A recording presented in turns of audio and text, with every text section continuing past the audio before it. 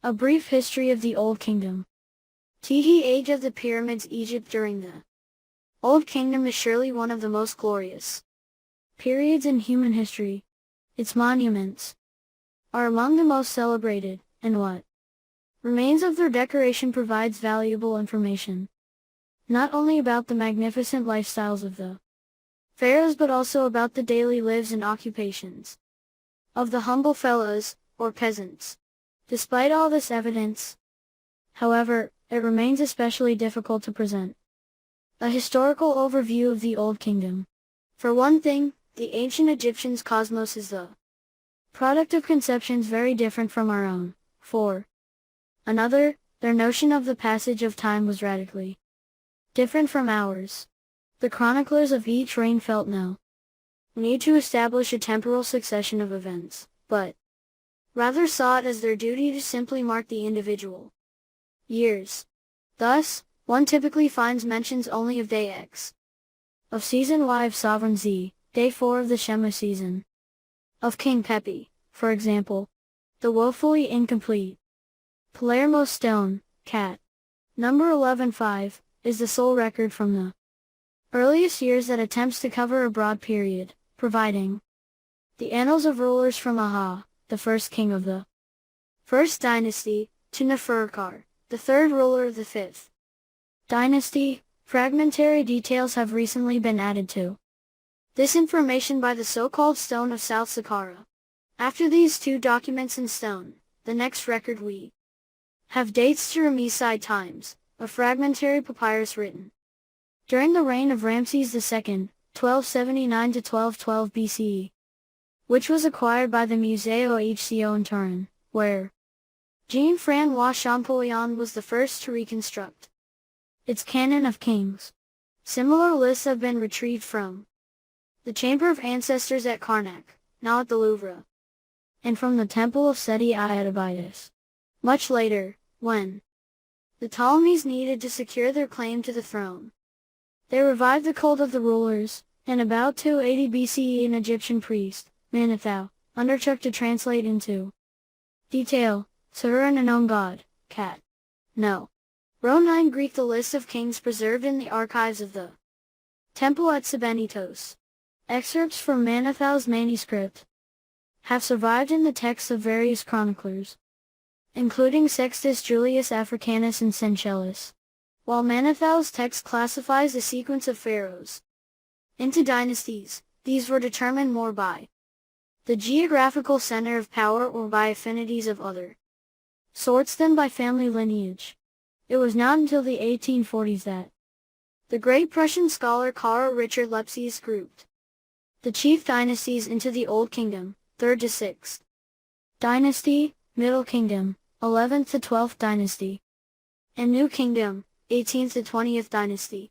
In this terminology, inspired by Baron von Bunsen, we can detect the influence of the tradition of the Holy Roman Empire. The French school of Egyptologists, led by Auguste Mariette, did not at first adopt this terminology, but eventually, for the sake of convenience, the entire community of Egyptologists came to accept the classification of pharaonic history into 31 dynasties, further divided into the Old, Middle, and New Kingdoms, which are separated by intermediate periods. Nonetheless, differences, even important ones, still exist among experts. To contemporary minds, chronology implies, at the very least, the establishing of dates. One Yet in the study of early periods, much uncertainty persists concerning dating. Despite data obtained from carbon-14 and thermoluminescence tests, the determination of relatively discrete time frames, which these methods implicitly strive for, itself rests on the trustworthiness of their results and on parameters that are fairly broad. Given the fragmentary and ambiguous nature of such evidence, the syntheses that periodically flow from the pens of Egyptologists, including those who are otherwise extremely competent, are really only tentative, even in the realm of economic and social history. Nowadays we agree that the Old Kingdom covers approximately 5 centuries, about 2700 to 2200 BCE, although there is some question concerning whether the third dynasty should be included in that period, with 5 kings, or even 8 or 9, following the various versions of Manetho. Its first king, Zonyakt, who bore the Horus name Nebka, was probably descended from Khase-Kamoy, the last pharaoh of the second dynasty, who had established himself in Upper Egypt. But the kings of the new dynasty settled at the boundary between Upper and Lower Egypt, at a place later known as Memphis. This city remained the major center for subsequent dynasties, and the Old Kingdom can in fact be called the Memphite Kingdom. The decisive reign of the third dynasty was that of Nebka's successor, Djoser, whose name is written in red ink in the Torah canon. Contemporary sources give him the Horus name Nedjeri-Ket, divine of body, which perhaps should rather be read as Nedjeri or Ket, more divine than the body referring to the assembly of other gods. The name Djoser, Holy One or Magnificent, by which he is known to history, is his Nebdi name, the one that identifies him as the king of Upper and Lower Egypt, and is not found before the Middle Kingdom. Djoser's renown was immense, as was that of his architect and prime minister, Imhotep, he who comes in peace. During his reign, large-scale stone architecture was perfected. His funerary complex of 15 hectares, Figure 1, included the step pyramid, which was more than 60 meters high, hewn limestone walls, and a series of superb reliefs. With Djoser, Egyptian civilization underwent an evolutionary leap, as pharaonic Egypt broke free of the cultural stops and starts of earlier periods. For the next 3 millennia, the art of the Nile Valley would continue to be as powerful and elegant as that developed in Djoser's time. The Egyptians themselves were very much aware of the importance of this turning point and, in the Ptolemaic period, made a god of Imhotep, whom the Greeks called Malzin, equated with Asclepius, their god of medicine. No definitive historical evidence remains from Djoser's glorious reign. The famous famine stela, carved on a boulder on Seal Island, purportedly of this time, is a late forgery devised by the priests of the god Khnum to buttress their claims to the lands of Lower Nubia. The name of Djoser's successor remained unknown until R9 SI, when vestiges of a huge rectangular enclosure with the leveled foundation of an unfinished step pyramid similar to Djoser's were found on the Saqqara Plateau. Jar ceilings discovered at the site were inscribed for a king called the Horus Sekemket, to whom a relief cut on a cliff near the Wadi Maghara and Sinai should also be assigned. After Sekemket's brief reign, 7 years according to the Manethonian tradition, next to nothing is known of the remainder of the third dynasty. However, there must have been some progress in the development of Egyptian philosophy, some enrichment of its pantheon and religious rites. Clearly, the foundations of monarchy were firmly established during this time, and the pharaoh, a god-king, ultimately took his place at the peak of a pyramidal structure. Below him were the royal court and the administrative officials of a highly stratified society. Thus were worked out the mechanics of a cosmic institution whose balanced structure bound Egypt to the rest of the universe under the aegis of Ma'at, goddess of world order and justice. The period from about 2600 BCE until about 2200 BCE, the 4th through the 6th dynasty, witnessed a succession of universally known and recognized accomplishments. Giza and Saqqara, their royal pyramids, nobles' mastabas filled with stunning reliefs, and famous statues of rulers and scribes are the cultural legacy of all humankind. While the daily lives of both the nobles and the peasants of the period remain astonishingly alive through such works, the history of Egypt during these centuries continues to be obscure. The number of sovereigns is very much a matter for discussion, and the exact length of their respective reigns the one element that would make it possible to write a continuous chronology in the modern sense is quite often unclear. For instance, was Senfru, the first king of the 4th dynasty, a son of Huni, the last of the 3rd? Did he reign for 4 decades, as graffiti in a mortuary temple at Maidan would have us believe, even though the Torah canon accords him 24 years and one version of Manetho gives 29? From the Middle Kingdom onward, tradition has considered he of the 2 ladies Senfru, also called the Horus Nebmat, an excellent pharaoh. Recent studies indicate that he reconfigured the step pyramid of Huni at Maidan by adding a revetment, transforming it into a true pyramid, the first of its kind.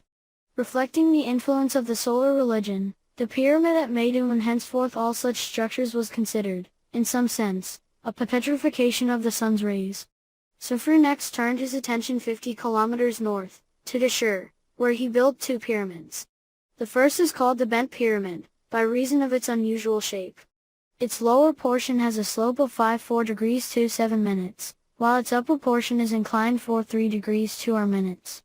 It attains a height of 5 meters instead of the 3.8 meters that was originally intended. The reason for this change in the angle of inclination is not known, but it is so beautifully executed that the line separating the two slopes is almost perfectly horizontal. The interior had 2 burial chambers, another inexplicable feature of this enigmatic monument. The second of Khufu's pyramids at Dashur, north of the first, has a base measuring a little more than 220 meters on each side. This dimension is comparable to that of the baseline of his son Khufu's Great Pyramid at Giza, but Khufu's second pyramid is not as high, 104 meters instead of 146. Although it looks squatter than Khufu's monument, it easily dominates the vast desert at the southern limit of the Memphite necropolis. The use of corbelling in its funerary apartments, which consists of 2 antechambers and a main room, created a vaulted ceiling that was more than 12 meters high. Khufu's monuments dominate by their sheer mass and by the technical perfection of their construction, yet, again, scarcely anything is known of his reign. He built boats for the transport of goods and for military expeditions to Nubia, Sinai, and Libya. The brilliant court life is evoked in the celebrated Westcar papyrus, written at a later period, and reflected in the furniture and jewelry of Queen Hetepher's I, Cat. Numbers 31-33, which were buried at the bottom of a very deep shaft located east of her son Khufu's pyramid at Giza. Khufu's successor, Khufu, is mentioned in Herodotus as Cheops, the Greek form of his name. In hieroglyphs he is called Khufu, an abbreviation of Khnum Qfy, may the god Khnum protect me. The reading of his Horus name, transcribed as Medjeju, is only conjectural. Modern historians think the prince must have been about 40 when he assumed power. The Turin canon gives 23 years as the length of his reign, but Herodotus gives 50 and Manetho 63. Among the scant details known concerning his reign is the fact that expeditions were conducted outside the Nile Valley to Sinai in quest of turquoise and copper, to the deserts of Nubia, northwest of Abu Simbel, to the Wadi Hammamet to exploit sources of green breccia, and to Lebanon for cedar logs. Vases bearing Khufu's cartouche have been found at Byblos. The Palermo stone records information about events from a mere 4 years of his reign, including the height of one inundation and an uncertain reference to the making of statues of the king, only one of which has unquestionably come down to us, a modest example in ivory 9 centimeters high, now in the Egyptian Museum, Cairo, J 36143.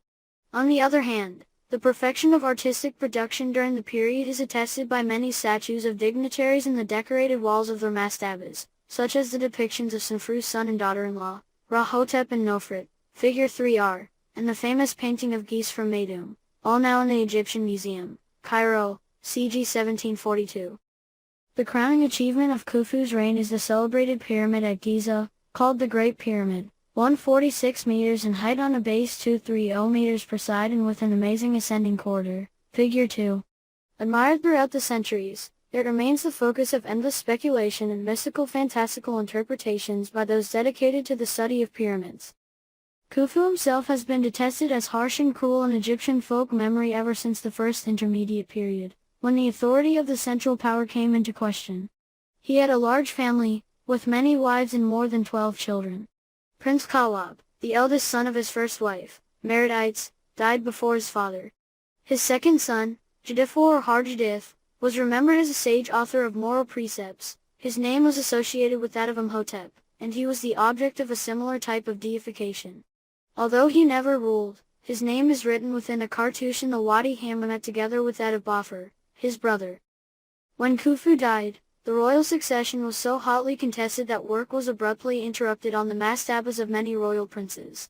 Out of these palace intrigues, Jafar emerged the victor, but he was considered a usurper according to some traditions and thus his name was excluded from the royal list.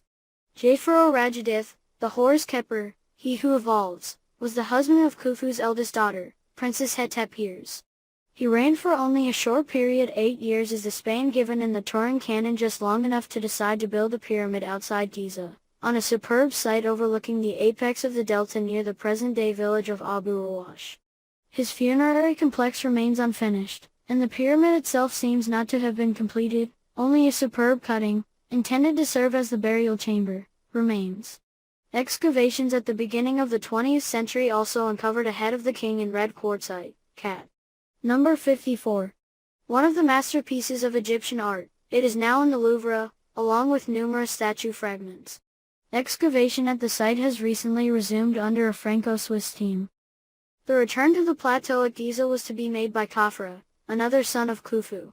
Perhaps his claim to the throne was through his wife Mercy, but many princesses bore that name, including a younger daughter of Khufu and a daughter of Queen Hetep II, the widow, it seems, of both Kawab and Jafar.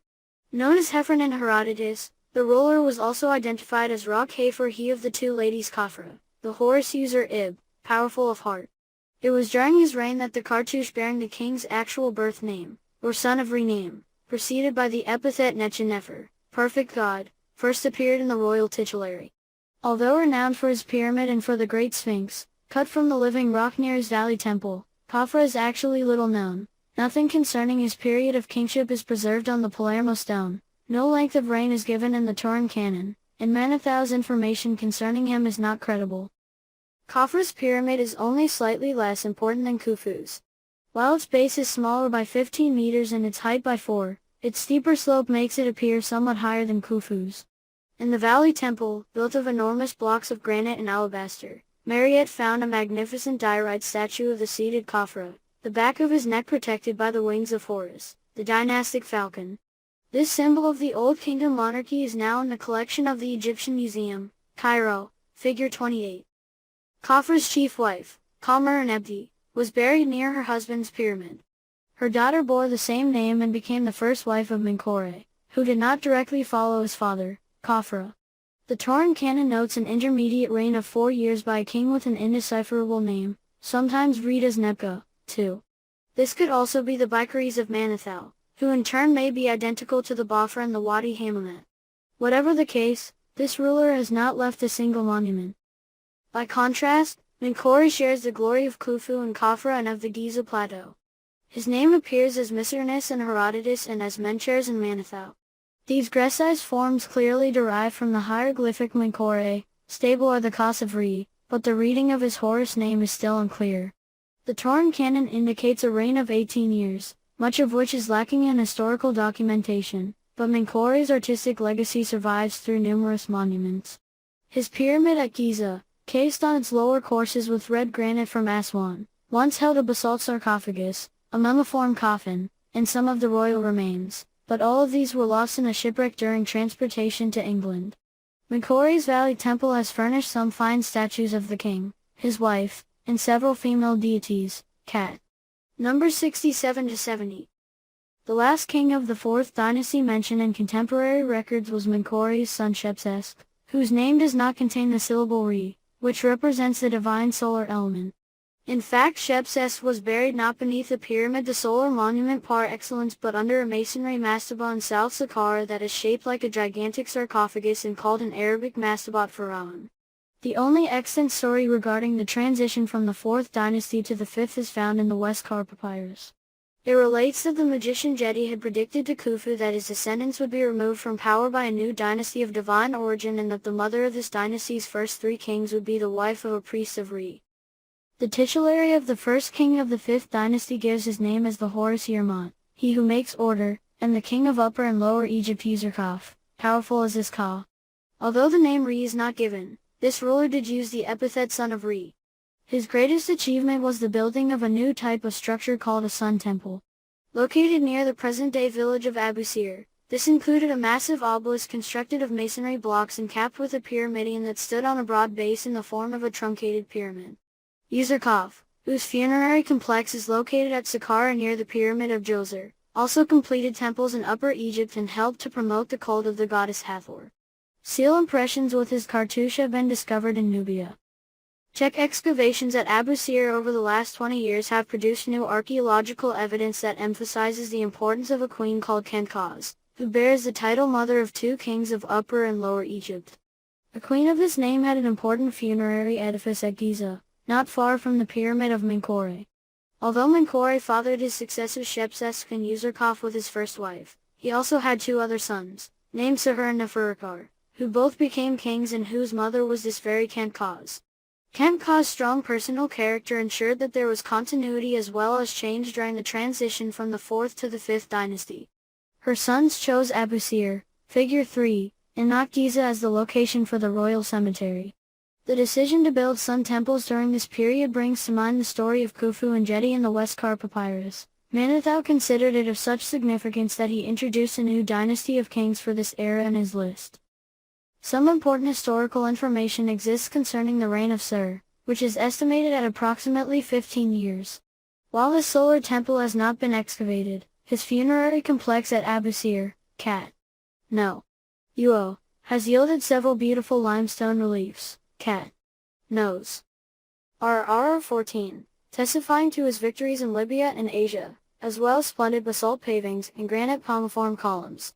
Sir's involvement in the Sinai and the Eastern Desert led him to send an expedition to the land of incense, the fabled country of Punt, now thought to have been situated on the African coast, near the southern limit of the Red Sea. A collection of papyri revealing the organization of the pharaonic funerary cult has been found at Abusir among the ruins of the funerary temple of the next king, Neferukar, Cat. No. R17. These sources relate, for instance, that the solar temple provided for the daily funerary offerings to the pyramid complex, reduced to its foundations. The Palermo stone, Cat. No. RR5, dates to the reign of Neferukar, who seems to have been the first king to think it useful to record the royal annals from the start of the historical period, noting major religious, political, and economic events. During this period, the form of the royal titulary was also regularized as 5 elements, 2 of which were enclosed in cartouches, one giving the name of the king of Upper and Lower Egypt and the other the son of Rename in this case, Neferkarkakai. The name of his successor, Shepseskar, distinguishes the Ka of Re, occurs on only one small item from his reign. The Czech excavations conducted at Abusir have given us a rich harvest of material for the next king, Neferfer, or Rainferf, including papyrus archives, statues, and statuettes. With regard to historical events, much more has long been known about Nusir, the Horus Lazetic Tawi, darling of the two lands, thanks to his funerary complex at Abusir and his sun temple at Abu Ghurab. His rule lasted approximately 30 years, and one of his daughters married a vizier named Ptah Shepses, whose fine mastaba, figure 4, near the royal pyramid has been restored. One room in Nusir's sun temple is famous, the Well Kammer, or Room of the Seasons, Cat. Nose. R19, R20, which was decorated with reliefs depicting personifications of the seasons of the Egyptian year. Behind the representation of each season there is a scene showing, in sequence, the major activities of a day during the season, including depictions of animals mating and giving birth. These paeans to nature also represent the names, or provinces, bringing their gifts to the creator god Re. Nusir's funerary complex has yielded statues of the king and important reliefs that, along with other material, attest to the king's activities outside the Nile Valley in Syria-Palestine, Libya, and Sinai. The temple at Byblos contained objects with his name, and his cartouche appears with those of Uzurkov, Sir, and Neferukar on jar ceilings at Buin in Nubia, at the downstream limit of the Second Cataract. The reign of Menkaure seems to have been brief.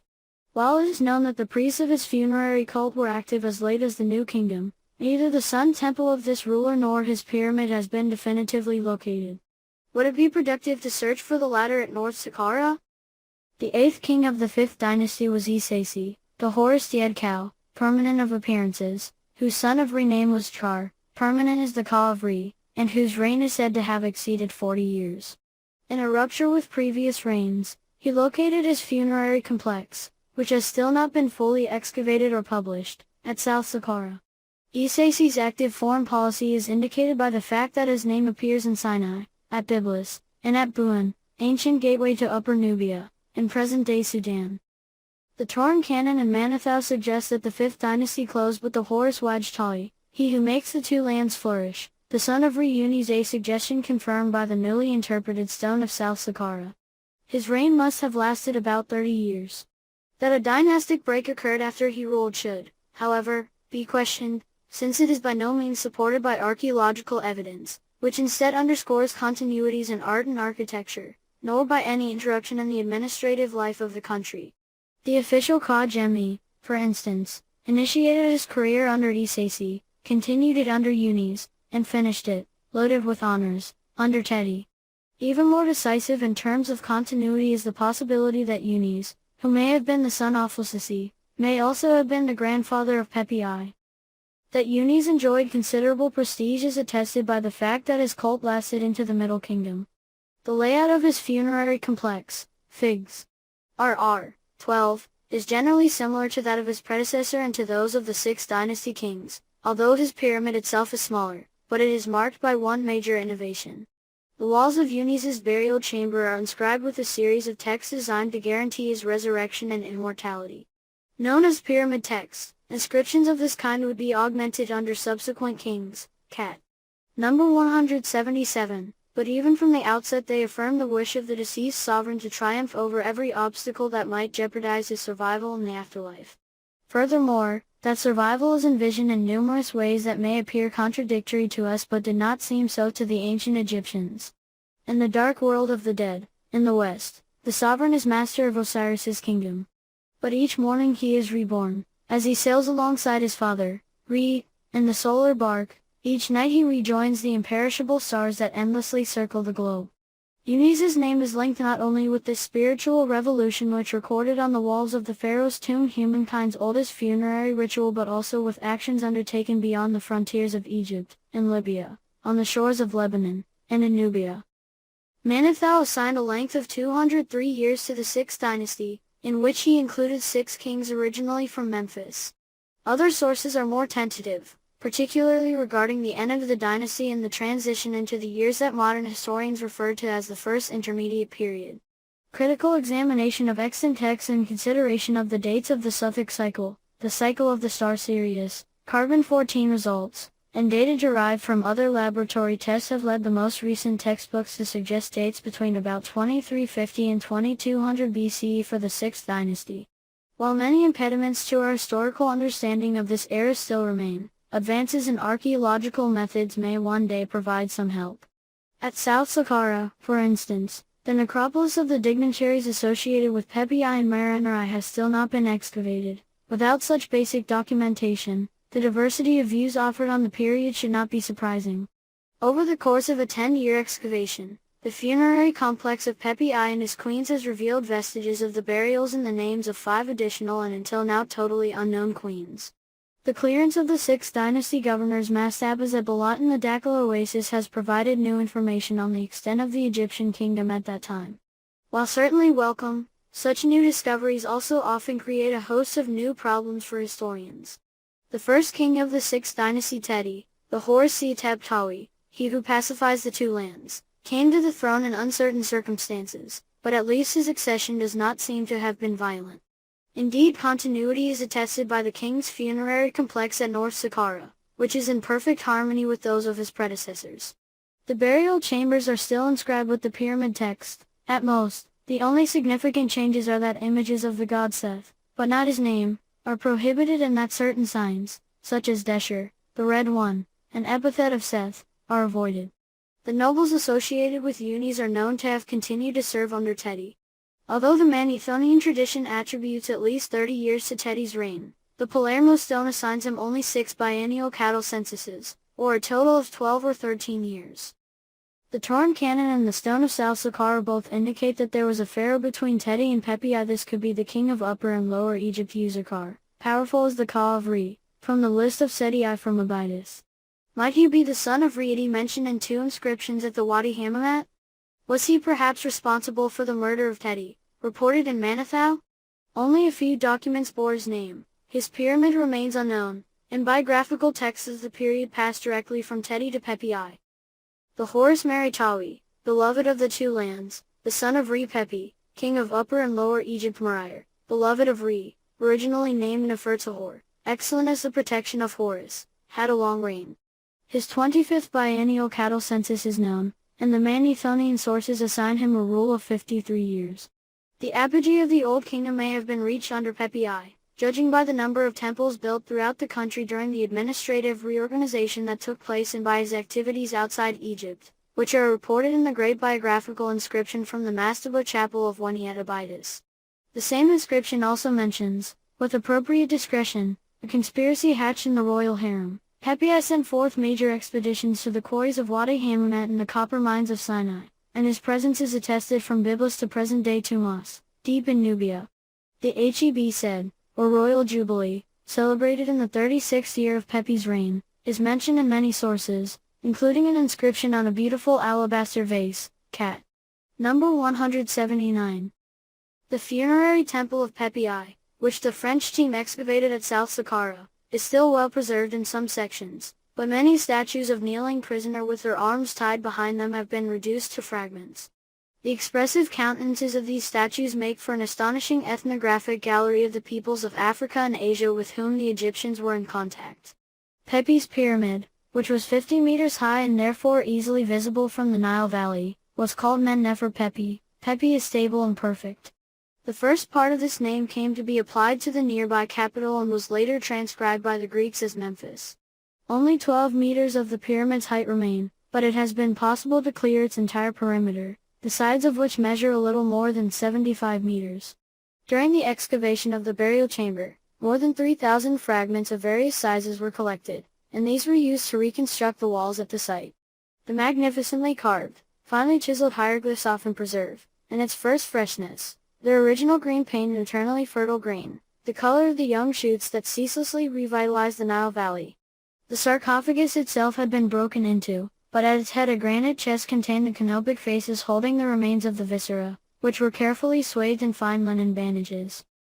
The cemetery of the Queens, just south of the Pyramid of Pepi I, was found by means of electromagnetic detectors supplied by Électricité de France. This site has yielded the remains of funerary temples and sculpted images of several queens whose names were unknown until now. Nubonet, whose charming profile is found on a pair of door jambs, and Enik Inti, who bears the title of vizier, Nitheftet, and Mayal, mother of a Prince Hornajeriket. The results of excavations now underway relating to Queen Merit I should clarify the relationship of this queen with the 6th dynasty sovereigns. Also of note is the very recent find of the extensive funerary structure of Queen Ankh-Nes Pepi, also known as Ankh-Nes Merir, wife and mother of kings. The queen's name has been well known since the discovery of the Aberdeen inscription of Zhao A noble who was the son of the nomarch queen and who was promoted to vizier under Pepi I, mentioning that his 2 sisters had married the king. The inscription goes on to say that both sisters were named Ankh-Nes Pepi, which certainly seems odd. Modern historians consider them to be the respective mothers of the 2 pharaohs Mariner I and Pepi Il. It is to be hoped that archaeologists will soon shed some light on a matter that has long been anything but clear. There is much controversy concerning the length of the reign of Pepi I's successor, the Horus Ankh-Khau, the living apparition, son of Re-Antiems. Anti, a funerary god, is his protection, king of Upper and Lower Egypt Mariner, he whom Re loves. Manethau assigns him 7 years, the Turin canon more than 40, in any case, a 5th counting of cattle, signifying the year 10 or 11, is known. Monuments bearing Mariner's name are fairly numerous, and one in particular, a gold object associating his cartouche with that of Pepi I, may suggest a co-regency. The partial excavation of Mariner's funerary temple reveals that it remained unfinished. The pyramid texts were first discovered there in R880 by Gaston Maspero, who also found the king's mummy, which has since deteriorated so badly that it cannot furnish any indication of Mariner's age. The walls of the burial chamber, which were also very damaged, were decorated with long columns of inscriptions. When restored from collected fragments, these inscriptions revealed an epigraphy that is less elegant than that found in the texts of Pepi I. The last, relatively well-known pharaoh of the 6th dynasty is the Horus Necherkau, divine of appearances, son of Re-Neferkar, king of Upper and Lower Egypt Pepi, called Pepi II by Egyptologists to distinguish him from his father. At the death of his half-brother Mariner, Pepi II was exceedingly young, only 6 according to Manethau, but he ruled until his 100th year, thus achieving the longest reign in history. While some new readings of fragmentary texts limit his reign to 70 years, only a single date is clearly attested to, year 33 of the counting, perhaps the 66th year of his rule. Many celebrated inscriptions date to the reign of Pepi II. 1. In the rock-cut tomb of the official Harkuf in Aswan, tells of the expeditions that Harkuf directed southward as far as the country of Yam, to bring back all sorts of rare and excellent products. On his return from his 3rd journey, he brought with him 300 donkeys loaded with incense, ebony, oil, panther skins, and elephant tusks, as well as a pygmy for the pharaoh's amusement. Among the less successful expeditions was the one in which the prince and seal-bearer Mayu lost his life. His remains were carried back by his son Sabni in the course of yet another campaign. It would appear that the relations between Egypt and the lands to the south were difficult. Inscriptions often speak of the necessity to pacify, the regions traversed, although the exact meaning of the verb is uncertain. The Swiss archaeologist Gustav Jequier excavated the funerary complex of Pepi II in the year 93 AS and later published his findings, including the excellent bas-reliefs decorating the funerary temple. Near Pepi's pyramid were found the remains of the pyramids of three of his queens, Nath, II, and Wededen, which were also embellished with pyramid texts. How did the 6th dynasty come to an end? How did Egypt enter the dark age of the first intermediate period? For a long while it has been sufficient to invoke Pepi II's advanced age to support the conclusion that the entire country weakened and was thereafter delivered into the hands of the supposedly rivalrous nomarchs. Following Manetho, some point to the ephemeral one-year reign of a king Antiums Mariner, recorded as Mariner II, and then a queen Menkaure Nitocris. But for now nothing further is known of these two sovereigns. The Torin canon cites the names of 6 additional rulers, whose reigns are all exceedingly short and for whom no archaeological evidence is attested. Of the 17 royal cartouches given for this period in the list of Seti I from Abydos, only 3 can be confirmed by contemporary monuments. Manethonian sources end the 6th dynasty with Nitocris, who is followed by 70 kings of Memphis reigning for 70 days and then by the first intermediate period. Specialists will no doubt debate for many years to come the circumstances surrounding the collapse of Old Kingdom Egypt. For more than 2 millennia, generations of Egyptians have drawn inspiration from the great example of the Old Kingdom and its astonishing achievements, the superb pyramids, the system of rules governing art, technology, and thought, and the religious beliefs. Despite our ignorance of so many events that transpired during these glorious 5 centuries, we people of modern times cannot help but marvel as well. The step pyramid precinct of King Djoser, the funerary complex of King Djoser at Saqqara, with its step pyramid, is the most extraordinary architectural complex of the Old Kingdom, figure 5. Its architect was Imhotep, deified after the New Kingdom by the people of Memphis, who ascribed medical skills to him. The Greeks in turn saw in him their healing god Asclepius. In the 3rd century BCE, the Egyptian historian Manetho repeated the traditional belief that Imhotep had invented the art of building in stone during Djoser's reign.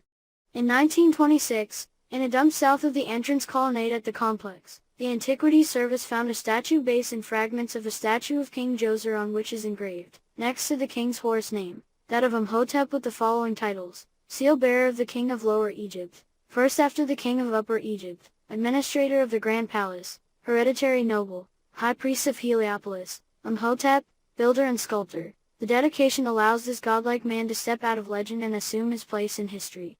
The last royal monument of the 2nd dynasty had been erected at Abydos, near the necropolis known as the El Kab. Long considered the tomb of the Horus Seth Kasekamoi, it consists of a significant above-ground mud brick structure measuring about 70 meters long, north to south, and 13.4 meters wide, east to west, and containing one principal room, which has walls faced with fine limestone, the first stone lining known in Egypt. Nothing, however, marks this as the burial chamber, which in this period was always below ground and sealed by one or more stone blocks. Despite its great number of rooms, nearly 50, some of which were perhaps subsidiary tombs, this structure cannot be interpreted as a royal tomb. At most it may be a cenotaph, like the neighboring and far smaller monument of the Seth Parabson, one of Kasekamoi's predecessors. We do not know whether Djoser was the direct successor of Kasekamoi or whether the Horus Zonyakt reigned between them. Zonyakt seems to have been Djoser's brother, since they were both apparently sons of Queen Nath-hotep. Even if Zonyakt was king, however, his reign must have been very short. The superb site of Saqqara overlooked the ancient capital of Memphis and its palm groves, as well as the pleasant valley to the south and the beginnings of the delta to the north. Here Imhotep erected numerous markers in stele with the names of the king and his 2 daughters, delineating a rectangular site of 544 by 277 meters, about 40 times larger than that of the famous mud brick structure at Nakata. Imhotep may have been trying to replicate the traditional Nakata palace facade recessed paneling with the immense bastion enclosure of this site. In terms of scale, however, the architecture of the White Walls of Menes, as Memphis was first called, was a more likely model. Imhotep brilliantly translated architecture employing mud brick panels into stone, using fine white limestone from the quarries at Tura, on the east bank of the Nile. Like an indestructible counterpart of mud bricks, The stone was shaped into blocks and arranged in regular rows that were 26 to 40 centimeters high. 14 dummy gates were placed at different intervals all along the exterior. The only real entrance to the precinct was through a 15th gate, whose open double-leaf door was imitated in stone. The location of the gate seems to indicate that the enclosure wall was a replica of one in which the position of each gate was determined by its function. Near the center of the vast rectangular site was found a shaft more than 7 meters square and 28 meters deep. At its bottom a burial chamber was built of limestone blocks. Its ceiling, decorated with large 5-pointed stars, was later disassembled and replaced with one of Aswan granite. A cylindrical opening, cut in the ceiling at the north, must have allowed the introduction of the mummy. This hole was sealed after the funeral by an enormous granite plug 2 meters thick and 9 meters in diameter, weighing about 3.5 tons. A descent, cut initially as a trench and later as a tunnel, gave access to the shaft in the tomb. The tomb had various subterranean galleries, figure 6, which were filled with funerary furnishings, especially vessels of alabaster and hard stone. A subterranean suite of rooms decorated in blue faience tiles, Cat. No. R. was reserved for the king's Ka. One of its rooms, the east wall of which duplicates the wattle and daub facade of the Ka Palace, replete with doors and windows, has 3 magnificent reliefs of the king set in imitation doorways between the tiles. In the adjoining room, panels of faience tiles, Egyptian Museum, Cairo, crowned with an arch of Diad pillars represent lofts. Over the burial shaft, Imhotep first built a flat court, 63 meters square and about 8 meters high, some 2 meters lower than the enclosure wall. This court, made of rubble cemented with clay mortar, had a revetment of carefully hewn white limestone covered, doubtless as a precautionary measure, by a second revetment, 3 meters thick. A series of shafts 2 meters deep were dug along the east face of the building, each terminating in a long horizontal gallery about 3 meters in length and ruining from east to west, figure 6. These shafts and galleries were meant to be used as tombs and as repositories for the funerary furnishings of various members of the royal family, princesses, royal children who had died young, and probably the queen as well. To accommodate them, the mastaba was expanded eastward, becoming, contrary to custom, slightly longer from east to west than from north to south. This modified mastaba remained entirely hidden behind the enclosure wall, only the latter was visible to the inhabitants of Memphis, on the desert crest to the west of the city. Imhotep then conceived the innovative idea of a step monument, a gigantic stairway to the sky that would help the king's soul ascend after death to sojourn among the gods, with the imperishable, polar, stars and with Re, the sun, whose chief priest he had been at Heliopolis. The edifice first had 4 steps, which completely encompassed the 3 stages of the original mastaba, figure 7. Its imposing vertical mass, visible at a great distance, became the new focal point of the funerary complex, at once breaking and emphasizing the regularity of the enclosure wall. A final modification, which increased the number of steps to 6, made the structure even more dominant by raising its height to nearly 60 meters. The construction of the step pyramid allows us to glimpse the transition from the royal tombs of Saqqara, large mud brick rectangular cores with broad faces oriented north-south and ornamented with recessed paneling, to the true pyramid in cut stone. Another equally important innovation of Imhotep was the incorporation of ritual buildings within the funerary monument. Adjacent to the north side of the pyramid, at the head of the descending passage, he erected a cult temple, with its own access, colonnaded entry and various courts. To the east he constructed a group of dummy buildings, intended as a symbolic representation of the realm in which the king's Ka would evolve after death. For that reason the complex contained a Heb temple and 2 additional buildings, which we call the South House and the North House. After Djoser, from the reign of Sumfru onward, the environment necessary for the deceased king to live in the other world was achieved more economically by means of painted relief representations on the funerary temple walls.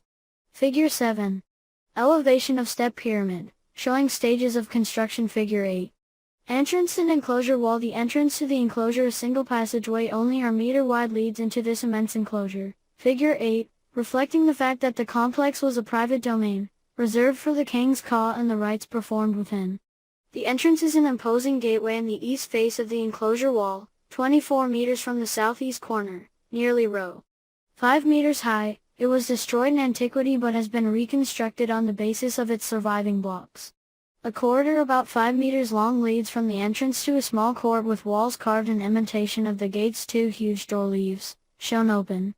Since this single entryway could not be closed, it must have been under constant guard. A second passage, a little wider than the first, leads from the court and ends at a second open door, with a single imitation door leaf. This opens into a magnificent colonnade, a long narrow hall bordered on either side by 2 rows of 20 engaged limestone columns. The style of these columns is unique in Egyptian art. Still bearing traces of red paint, they look like petrified wood columns, themselves imitations of the bundled reed stalks or palm ribs that must have been quite common in domestic buildings. In Imhotep's initial plan, the entrance corridor was open to the sky, with columns about 5 meters high. When it was later roofed, the column height had to be increased to about 6.6 meters to allow the gallery to be illuminated by clerestory windows. The colonnade ends at a wide rectangular hall with 4 linked pairs of columns, originally nearly 5 meters high, supporting the roof. The passage leading out of this hall contains a remarkable imitation of a partly open door. Even the ends of its reinforcing battens are rendered in stone. The entrance opens onto a huge court, bordered on the north by the pyramid and on the south by the bulk of the enclosure wall. Projecting from the latter is the wall of Djoser's cenotaph, ornamented with a frieze of cobras. At the north end of the courtyard are the bases of 2 small 11D-shaped structures, and about 4 or 5 meters to the south the remains of a second pair. In the coronation ritual in the Heb 30-year jubilee, the king ran a circuit between these 2 groups while holding the insignia of his power. Such a scene is represented on stele in the pyramid itself and on the walls of the southern tomb, figure 9. Within the funerary enclosure, these structures would have been at the service of the king's ka, as were the majority of structures that Imhotep rendered for eternity in stone. Near the pyramid is an almost square altar with a short approach ramp. In front of this is a hollow in which a bull's head with lyre-shaped horns had been buried. The king's pavilion, template. From the paneled east wall of the great southern court, a passage leads to a small rectangular court with a building at its north end. Known as Temple T, this structure is dominated by 3 elegant fluted columns, engaged like those of the entrance colonnade. The building very likely represents the pavilion in which the king waited before the rites of the Heb, which took place in the larger court to its east. Its central niche, surmounted by a lintel decorated with open-work jade pillars, undoubtedly held a statue of the king. The Heb court, Djoser's Heb was not celebrated in the funerary enclosure during his lifetime. By representing the monumental setting required by the festival, the structures in the Heb court allowed the king's ka to confirm its functions and royal powers periodically in the afterlife and so preserve them for all time. The jubilee evoked in this manner remains purely symbolic. In the same way, the quarter-circle wall at the southeast end of the king's pavilion was intended to attract and direct the cortege of spirits that would solemnly escort the king's ka from the pavilion into the Heb court. The focus of the court is the platform at its southern end. There, 2 stairways led to a double dais facing east, toward the capital, which would have sheltered statues of Djoser enthroned as king of Upper and Lower Egypt during the Heb. The court is lined on either side with chapels. Those on the west side were of 2 kinds. The first, of which there were at least 3 examples, one at either end of the row and one in the middle, had corner Taurus moldings in a flat roof with a slight overhang, the transposition into stone of wickerwork structures with reinforced corners. The second type, of which there were probably 10, rested on a foundation about 2 meters high and supported an arched cornice. Its facade was embellished with 3 thin fluted columns, recreations in stone of the trunks of tall coniferous trees. Their capitals, unique in Egyptian art, are formed of 2 elongated fluted leaves, which lie along the shaft and frame a small cubic abacus. The abacus may represent the end of a rafter, while the 2 fluted leaves may signify a clump of tied plant matter, used in rustic constructions to reinforce the junction of the rafter and the post. The banded cornice resembles reeds bent inward to increase the strength of primitive roofs. A cylindrical hole through the abacus was meant to hold the ensign of the god to whom the chapel was dedicated. Each of the southernmost 2 chapels of this type had a large niche in the south end of the facade, reached by a stairway with shallow, sloping steps. Each chapel was fronted by a baffle wall and had only one small room, a sanctuary with a vaulted niche. Otherwise the structure was entirely solid. Simulated wood barriers were carved in high relief on the walls separating the access corridors from each of the fluted column chapels, and doors with hinges and pivots, likewise simulated in stone, marked the entrances to these corridors and the chapels. On the east side of the court were 12 chapels of a third type, with an arched roof like that of the second type but narrower and without columns. Beyond this row of chapels, to the south, 3 caryatid statues of King Djoser, which were found lying on the ground, have been re-erected against the enclosure wall. Their original position is unknown. 2 of them are unfinished, roughed out at different stages of completion. The third, though more finished, is only partly preserved. In a small room of the last eastern chapel are the feet of 4 otherwise vanished statues, representing 2 adults and 2 children. These feet probably belong to statues of Djoser, as king of Upper and Lower Egypt, and 2 very young royal princesses. The south house and north house, a narrow passage at the north end of the heb court leads to the east side of the pyramid and 2 long courts running parallel to it. These were originally separated by a north-south wall. An imitation open door allowed movement between the 2. The eastern court is bordered on the north by a structure called the south house, figure row, which appears to have been some 12 meters high, with a banded cornice like those of the chapels in the heb court. Its facade is decorated with 4 engaged fluted columns with sharp ridges, recalling a Greek Doric column, and 2 banded pilasters at the ends. Curiously off-center, the entrance to the building leads via a narrow passage, which makes 2 90-degree turns, to a small cruciform sanctuary with 3 niches, for offerings or statuettes. On the west and north walls of the corridor are 2 beautiful hieratic graffiti left by visitors during the New Kingdom in admiration of the ornate beauty of Djoser's monument, which at this time was already 1500 to 1600 years old. It is in these graffiti that the name Djoser first appears at Saqqara. During his reign the king was always designated by his Horus name, Nedjeriket.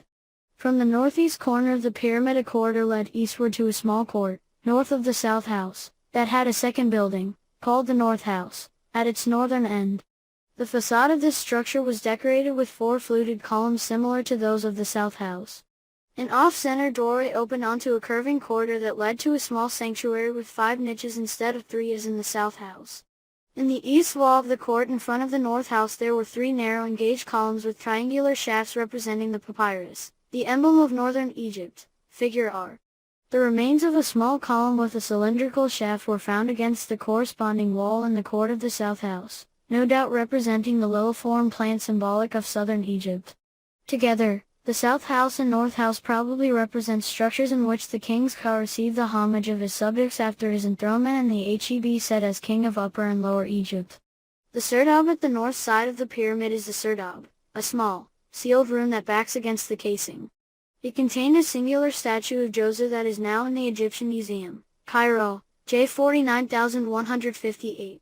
On the north face of the serdab are 2 cylindrical holes through which one can now see a plaster cast of the original statue. Like the slits found in important tombs, these allowed the statue to communicate with the outside and, in this case, to see the long lines of offering bearers entering the temple. In front of the serdab, at the right and left, are 2 open door leaves carved in stone. The funerary temple The actual funerary temple abuts the pyramid's north face west of the serdab. A dummy open door with a single leaf led, by way of a curving passage, to 2 symmetrical interior courts, where fluted columns formed part of the facades. The western court gives access to subterranean areas of the pyramid, a huge maze of deep galleries on 2 levels. The cenotaph of the Great Southern Court in the southwest corner of the Great Southern Court is Djoser's second tomb, or cenotaph. It is marked by a prominent oblong superstructure measuring 84 by 2 meters and having a transverse arched roof. It had a revetment of fine limestone, several courses of which remain on the south side. At the top of the cenotaph is a fine frieze of Uriai evoking Wadjet, goddess of Budo and protectress of Lower Egypt. Immediately to the left of the cobra frieze wall is the cenotaph's deep shaft. This has the same dimensions as the one in the pyramid, 7 by 28 meters, but its granite burial crypt is smaller and square, or 0.6 meters on a side, instead of oblong. The bottom of the shaft communicated on the east with a suite of rooms for the ka, which included, as under the pyramid, rooms decorated with blue faience tiles and 3 false door stelae showing Djoser in relief with his titulary and Horus name in a Syriac. Stairs in the enclosure wall left of the cobra frieze wall lead to an upper terrace. There, several meters to the west, is a stairway cut into the wall's thickness and situated parallel to the enclosure wall, between 2 finely built retaining walls dating to the 3rd dynasty. This stairway rejoins the large shaft by means of a tunnel to the east. Why was there a second tomb for the same king in the same complex? Could this be a symbolic tomb connected with a ritual of the king's imaginary death in the course of the Heb said? Or was it meant to evoke the tombs, or rather the cenotaphs, that the two previous royal dynasties had erected at Abydos, where the necropolis of the Canaan god Khenti-Mentu had been the site of interment for the pre-dynastic kings of Upper Egypt? Djoser, for whom no monument has been found at Abydos, would thus have broken with tradition, having only a symbolic representation of the tomb cenotaph of Upper Egypt at the southern edge of his vast funerary enclosure, the location perhaps of his canopic jars. With its references to the funerary architecture of his predecessors and its innovative step massable and stone masonry, Djoser's monument at Saqqara represents both the culmination of the funerary architecture of the First and Second Dynasties and the beginning of Egypt's glorious age of the pyramids. Pyramids and their temples Adran. Or more than 4 centuries, from the 4th through the 6th dynasty, most Egyptian kings and many queens were interred in pyramid tombs. Beginning in the pre-dynastic period, Egyptian tombs evolved from a simple mound marked with stones, to a mastaba constructed of brick or stone, and finally, at the dawn of the 3rd dynasty, to the monumental stairway of Djoser's step pyramid. Interpretation of the symbolism of this progression is difficult, but the following theories can be proposed. The tomb as an image of the terrestrial world. The landscape changes profoundly as one moves from Memphis, the ancient Egyptian capital, to its necropolises, Saqqara and Giza, toward the setting sun to the west. The Nile Valley, its rich vegetation humming with life, must be left behind to reach the realm of the dead, which lies in desert-like solitude on a silent plateau. This apart time between the world of the dead and that of the living is expressed in the funerary architecture. A subterranean chamber is reserved for the mortal remains, while a superstructure with a clearly visible chapel or funerary temple evokes the house or palace frequented by the living. The pyramid is the most spectacular element in a vast ensemble including, on the level of the Nile Valley, the domain of the living, a funerary port on a branch of the Great Memphis Canal. A valley temple, which lies at the port's center, provides ramps for landing and for access to the necropolis, figure RR. A long covered causeway rises to the world of the dead on the plateau's summit, where the cult temple is located adjacent to the pyramid's east side, figure R2. Some ancillary installations complete the royal funerary complex. The function of a small pyramid to the southeast, enclosed within its own. Pyramids of Khafra and Menkaure, Giza. Labrousse. Precinct, remains uncertain, but it may have had some connection with Upper Egypt. Sacred boats for the use of the deceased were buried in long pits. The monuments of officials and royal relatives were grouped around the pharaoh's tomb. The well-ordered layout of the royal necropolis, with its different sectors, organized into street grids, expressed the social organization of the court. During the reign of the 4th dynasty King Khufu, the more modest queen's pyramids came to be located near that of the king. The queen's tomb, which included a small cult temple, was a simplified version of the king's monument. The mastabas of privileged functionaries, some associated with the royal family, were organized as groups of funerary houses. These had the 2 components essential to a tomb, an underground burial chamber, with an access shaft, and an above-ground ensemble, which included a cult chamber for offerings, a serdab containing the statue of the deceased, and a suite of decorated rooms, which increased in number into the 6th dynasty. See the Tombs of Officials by Peter Genosi in this catalogue. The social hierarchy of the court that persisted beyond. Death is revealed clearly only in 4th dynasty cemeteries at Dashur and Giza, and to a lesser extent in the 6th dynasty cemetery at Saqqara near the Pyramid of King Teti. The exceptional honor of having a tomb in the royal necropolis offered non-royal persons the hope of achieving individual survival as well as retaining their courtly offices in the beyond. Over time, distinctions became obscured by later burials whose sites were chosen to secure the protection of still prestigious monuments. The Ta'embi is a locus of remembrance. The essential activity of the funerary cult, the presentation of offerings for the dead, testifies not only to the obligation of the living to remember but also to the hope of survival in the beyond. Only the deceased are immortal, since they have been called to eternal life and cannot die again. Remembrance, however, must still be sustained. Thus each of the majestic pyramids commemorates the earthly past of a dead king, while glorifying his mummy's resting place. The tomb is a monument where the eternal past looks toward the future through a continuous present. The transition from mud brick to hewed stone exemplifies this movement toward immortality, also evident in the increasing size of the monuments. Pyramid construction was not without risk, and in the 4th dynasty, particularly during the erection of the 3 large pyramids of King Khufu, many schemes were devised to keep the burial chamber from collapsing under the pyramid's weight. Numerous spanning systems were employed in the extraordinary tomb of Khufu, juxtaposed lintels in Chamber 3, King's Chamber, a corbelled ceiling in the area where the closing blocks were stored, Grand Gallery, and the chevron, or pointed saddle, vault, an innovation that was used above the entrance and in Chamber 2, the so-called Queen's Chamber. The last, which shows a growing understanding of the dynamics of load-bearing, came to be widely used. The plan of the subterranean royal funerary apartment was standardized by the 5th dynasty. The essential elements, which henceforth did not vary, were descending access, a horizontal corridor, a funerary chamber situated beneath the pyramid's center, and elaborate protective mechanisms. The tomb as a framer of eternity. Beginning in the reign of Unis, the final sovereign of the 5th dynasty, pyramid texts were inscribed on the walls of the royal funerary apartments. These texts, which include statements of religious beliefs, magical spells, and incantations, helped the pharaoh in his passage through the underworld to eternal bliss. The Egyptians believed that rebirth could be achieved through 3 primary avenues. They were not disturbed by the inherent contradictions among these, as the heirs of Aristotelian logic would be.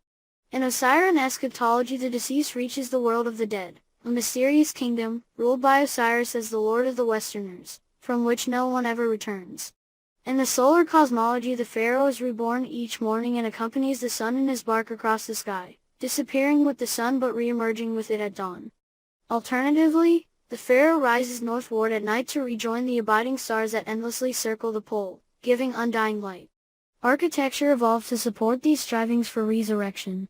Beginning with Youthful, Khufu's successor, after the priests chose the pyramid's location, a huge T-shaped trench was cut into the rock of the plateau.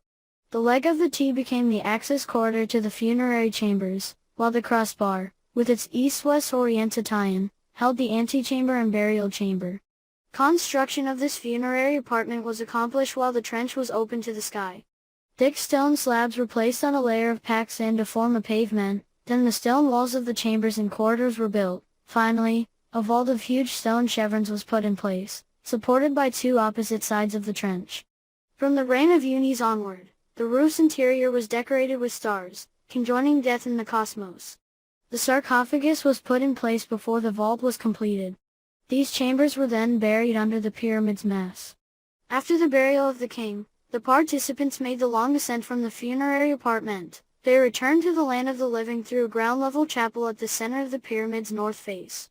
This journey paralleled the ascent of the soul of the deceased to the polar stars. Once the king was interred, no one ever again entered the pyramid, and the rituals to the sovereign were held only in the temple and its precincts. From the 4th dynasty forward, architects chose an east-west axis for the cult, or pyramid, temple, paralleling the sun's path through the sky. After passing through the entry gate, the priests who celebrated offering rites moved through the hall, the great court, and a number of other chambers before reaching the innermost temple with the statue room and the sanctuary. In the Holy of Holies was a granite stela, placed to allow the spirit of the deceased in the pyramid to enjoy the offerings made for it. Over time, magazines for cultic goods multiplied, contributing to the isolation of the hallowed spaces from the exterior world. Set apart on a plateau bordering the Nile Valley, the world of the pyramids escaped to some extent the vicissitudes of the passing centuries. The excellence of their architecture allowed the Egyptians, who were bent on a quest for immortality, to realize their obsessive goal, the conquest of time, the triumph over forgetfulness, and the attainment of eternity in the memory of future generations. The tombs of officials, houses of eternity. While our attitude toward the transitoriness of life often is primarily negative and tends to avoid contemplating death, ancient Egyptians regarded the prepara time for their welfare after death as a major task to be undertaken during life.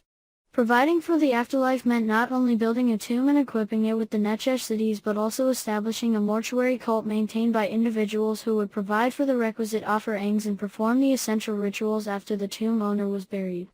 Certainly, preparing for life after death involved one of the largest investments Egyptians had to make. Only the elite of Egyptian society had enough means to create and support an eternal abode. The tombs and burial customs of ordinary men and women for the most part remain unknown, for throughout pharaonic history the majority of Egyptians were interred simply, and shallow pits with a few necessary items.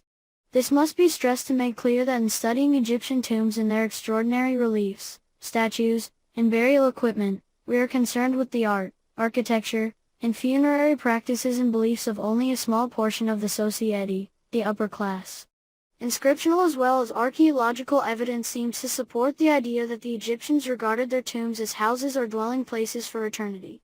A survey of the development of funerary architecture during the Pyramid Age does not contradict this idea, yet it also demonstrates that this concept represents an oversimplification that leaves unexplored a number of crucial features or phenomena that are vital to the understanding of Egyptian concerns about the afterlife.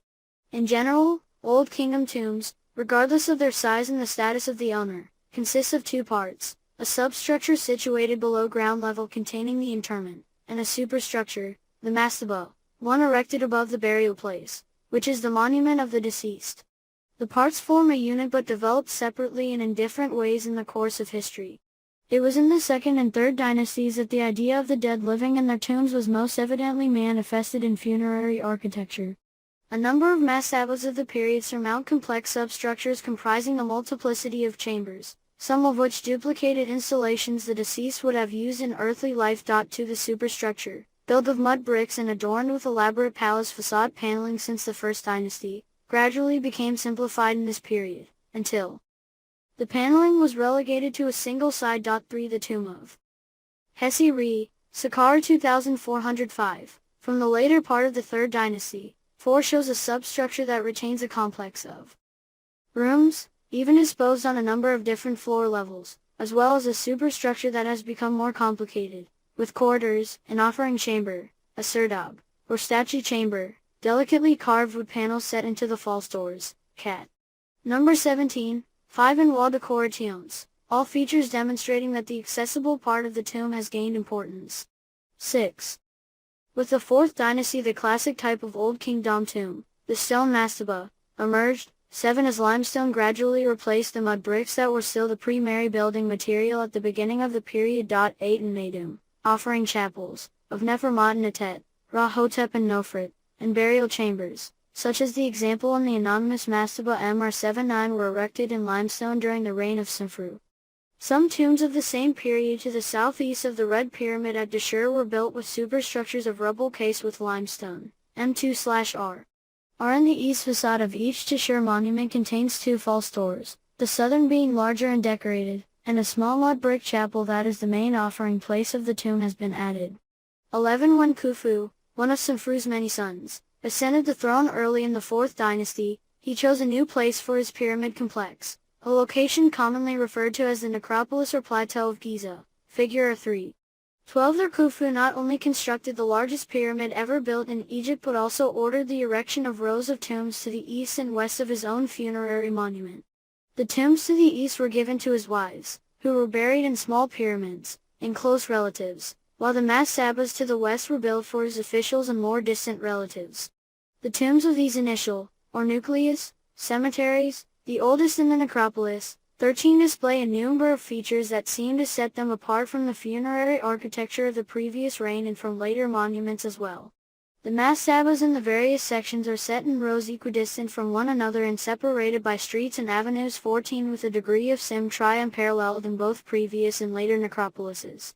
The cores of the tombs either are solid, consisting of well-laid stone blocks, or have a rubble-filling case with stone blocks. 15 Massive rectangular structures with step courses, figure 14. The mastabas for the most part are not cased or decorated on their exteriors with palace facade paneling, nor were they given false doors. 16 There are no entrances into rooms inside the core superstructures like those in the tombs at Meidum or Saqqara, where a cruciform chapel within the mastaba became the standard offering room. 17 The serdab, present in earlier tombs and a common feature from the end of the 4th dynasty onward. 18 is absent from the mastabas of these nucleus cemeteries, whose only decoration is a small limestone tablet, or slab stela, with delicate painted low relief, cat. Numbers 5153, set into the southern part of the east facade. A small mud brick chapel with whitewashed walls Usu Allah encloses the place of worship and protects the slab stela, which in these unfinished structures must be regarded as a substitute for the false door that was a standard element of funerary architecture before the time of Khufu and in later tombs. A shaft penetrates the northern half of the superstructure as well as the rock below and leads to a short horizontal passage that ends in the burial chamber to the south. Except for its roof, this chamber is cased with fine limestone painted to imitate granite. 19 From the middle of the 4th dynasty onward, cased burial chambers gradually disappear, and in the 5th and 6th dynasties only in very large tombs are such chambers occasionally cased with white limestone. 20 The only sculpture associated with these tombs was the reserve head, which was set up in the substructure. See Reserve Heads by Catherine H. Rorig in this catalog. 21.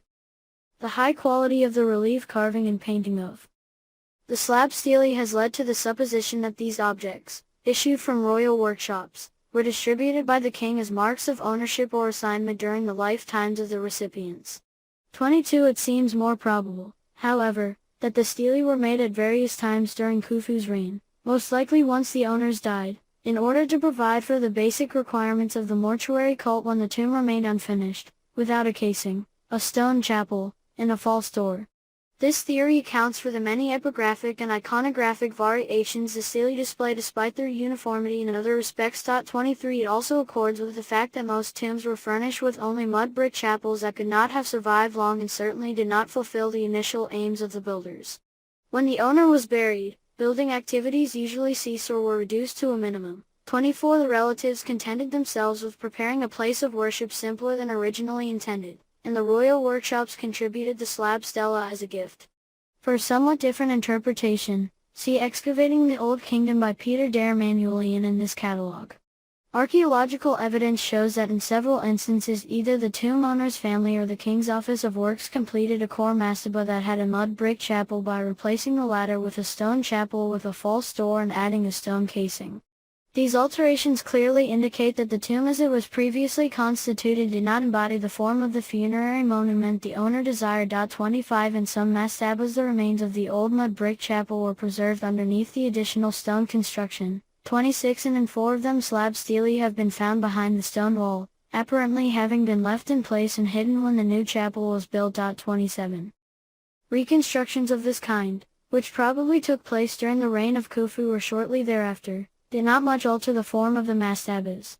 However, other alterations pursued at the same time and later had considerable impact on the size and layout of the tombs.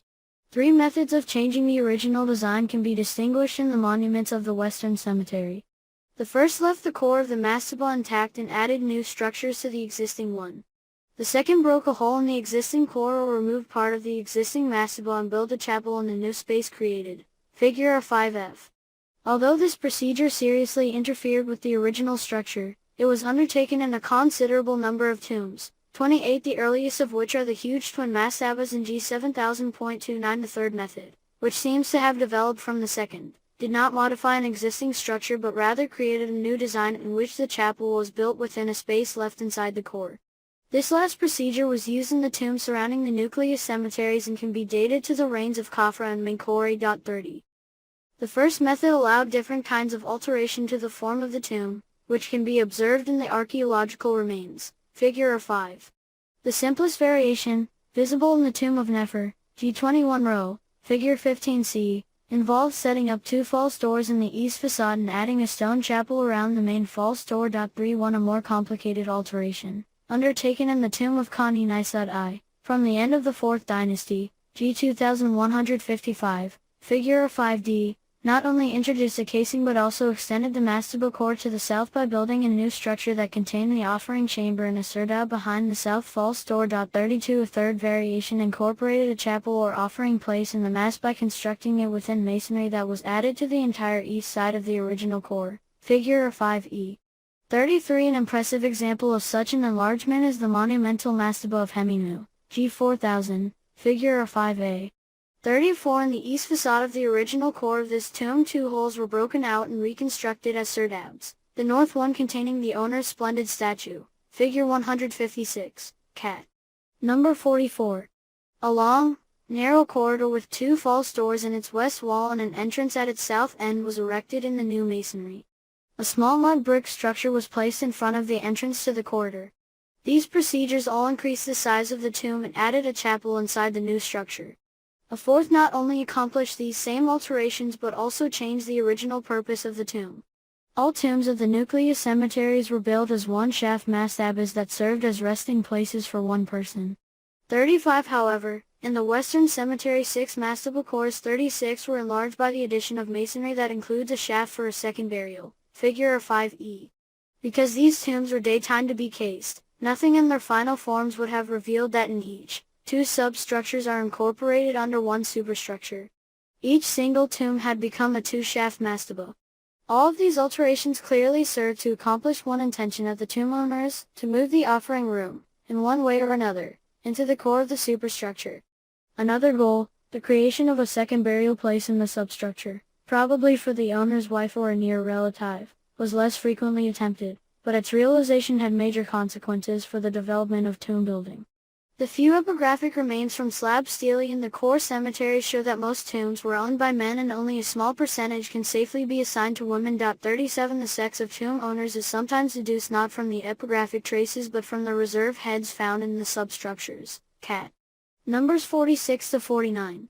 38 However, identifications made in this manner are controversial. For example, although the owner of G1203 is beyond doubt a man named Khan-Nefer, the head found in his tomb is considered by some scholars to represent his wife. 39 The identification of a head as female in a tomb owned by a male might seem to be merely a case of confusion caused by subjective misjudgment regarding the sex of the person represented if archaeological evidence did not point in another direction. Two reserve heads, one male and one female, have been found in the substructures of each of two mastabas, G4140 and G4440. 40 indicating that both a man and a woman may have been buried in each, but see reserve heads by Catherine H. Rohrig in this catalog, and by extension that the head in Khan-Nefer's tomb, if female, is a representation of a woman who was interred with him. This evidence suggests that perhaps women were occasionally, but not necessarily as a rule, buried with their husbands in the husband's mastaba. 41 If this was indeed the case, it would account for the small number of women's tombs found in the nucleus cemeteries. Yet two mastabas in the Western Cemetery, G1225 and G4140, belonging to the titular princesses Nefret Ayabet and Merit Ites, 42 demonstrate that generalizations should not be too strictly applied regarding the gender and relative importance of tomb owners and those who were buried with them. Each mastaba was augmented by an annex containing a second shaft, figure 15e, raising questions about the ownership of these additional burial places. 43 Since women were laid to rest in the original and substructures, the secondary shafts must certainly have been intended for their husbands or offspring, and clearly, then, it would be rash to argue that women's burials were less important than or subordinate to those of their male counterparts. 44. A somewhat different picture of tomb building, although quite enlightening in this matter, is offered in Cemetery G7000, to the east of Khufu's pyramid, where the royal children were buried, figure 13. 45 In this part of the necropolis 12 mastaba cores that are larger than those in the Western Cemetery were originally erected and arranged in 3 rows, each of which contains 4 tombs. 46 Nothing is known about the initial intentions regarding the finishing of these structures or the forms of their offering places. It is obvious, however, that the cores were planned as one-shaft mastabas and had not been assigned to specific owners. 47 During the later part of Khufu's reign these 12 cores were converted into long twin mastabas, figure 13. 48 The cores of the mastabas in the 2 northern rows were joined in 4 pairs, while each of the southern cores received an extension. In each core a recess was broken and a chapel with a false door and relief decoration was built. 49 Most of the structures were cased and received additional buildings of mud bricks. 50 These changes created more burial places, for the original 12 tombs for 12 individuals were converted into 8 tombs, which, however, served as resting places for 8 couples, that is, 16 people. 51 In the second half of the 4th dynasty, probably by the later part of Khafre's reign, a new type of tomb appeared at Giza. This was the rock-cut tomb, 52, which became especially popular during the second half of the Old Kingdom. 53 As the name implies, these funerary monuments are set apart by one main feature: their cult chambers are hewed vertically into the walls of oblong dome quarries. From one of the upper cult chambers the burial shaft is driven down into the burial chamber below, and although both parts are completely cut into the rock, they are distinguished as superstructure and substructure. The upper section, then, is not a real superstructure like a mastaba, and, indeed, in numerous examples in the necropolis at Giza the tomb owner had a dummy mastaba, lacking the shaft leading into the burial chamber, erected atop the cliff, directly above the rock chapel. 54. The oldest rock-cut tombs belong to Khufu's queens and their offspring. Their rock-cut chapels are considerably larger than earlier stone chapels of mastabas, for they contain at least 2 rooms, and these are bigger than the chambers in the mastabas that preceded them. They show a concomitant increase in wall space available for decoration. 55 and were adorned in their interiors with a new type of statuary, nearly life-size figures of the tomb owner, sometimes accompanied by smaller representations of relatives, cut into the nummulitic limestone walls of the rock chapels.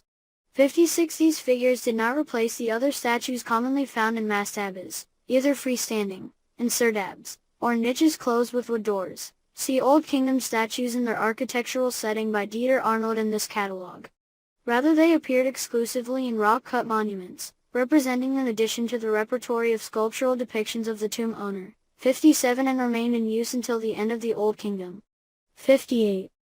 In the middle of the 5th dynasty, during the reigns of Neferkar and Usur, major changes took place in the building of private tombs. Wealthy Egyptians did not content themselves with the simple mastabas considered adequate in the previous dynasty but started to erect funerary monuments of impressive size that featured multi-room superstructures.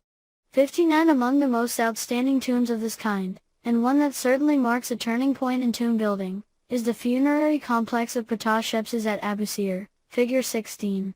His tomb is the largest private funerary monument built in the Old Kingdom and also a non-royal structure that displays architectonic features derived from royal pyramid complexes. As overseer of all construction projects and married to a daughter of King Usur, Ptah had a remarkable career, to which the growth of his tomb attests. His monument was originally the usual mastaba consisting of the few rooms necessary for the mortuary cult in the burial chamber, figure 16.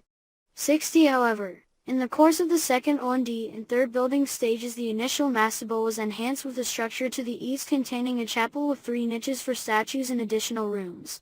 Access to this complex was provided by a portico with 2 6-stemmed lotus columns made of high-quality limestone. This entrance soon fell into disuse, when the second enlargement was executed and a new and larger one was constructed farther to the east. The new portico was equipped with a pair of 8-stemmed lotus columns, also of fine limestone, reaching a height of 6 meters. A courtyard with 20 pillars and a complex of rooms were built to the south, and added to the southwest were a set of magazine rooms as well as a unique large boat-shaped room that probably housed 2 large wood boats. 61 In its final form, the vast monument attained a size of 80 by 107 meters, whereas the Grand Tomb complex of Meroruka from the 6th dynasty, figure 17, measures a mere 48 by 81 meters. The rooms were adorned with numerous colored reliefs depicting a variety of scenes, only a small portion of which remained in place. 62 And numerous statues of different sizes and materials were set up throughout the structure. 63. Ptah's complex without doubt inspired other tomb owners to build similar elaborate monuments, none of which, however, succeeded in surpassing his impressive example. Thus the architectural features of Ptah's tomb are significant and merit discussion both because many reflect royal prototypes and because a number were adopted by various private tomb owners for generations to come. Even the initial mastaba shows details that imitate or at least paraphrase features of royal buildings. The room to the south with a staircase leading to the roof of the monument, for example, follows models from the Val 1A and pyramid temples and, moreover, inspired copies in numerous private tombs of later times, such as those of Nebet, Idit, Meroruka, Ka Gemni, figure 17, Ankh-Mahor, and Nefershem 64. The function of this staircase is by no means clear. One argument holds that the coffin with the mummy was dragged up the staircase to the roof, from which it was lowered into the burial chamber. 65 Since the entrance corridor or shaft into the substructure in some tombs with staircases including those of Ptah himself and Meroruka is situated in a special room within the superstructure, this explanation is not completely convincing and the issue remains open. Also in Ptah's original mastaba are 2 large offering rooms, one to the south belonging to Ptah himself and one to the north belonging to his wife. Both are oriented east-west, and each was once equipped with an altar placed in front of a huge false door in the west wall and a stone bench set up along the north wall. This kind of chamber is first observed in the Pyramid Temple of Ser, the second king of the 5th dynasty, and prevailed in royal architecture until the 12th dynasty, where it is relatively well preserved in the Pyramid Temple of Sen Wizard I at Lisht.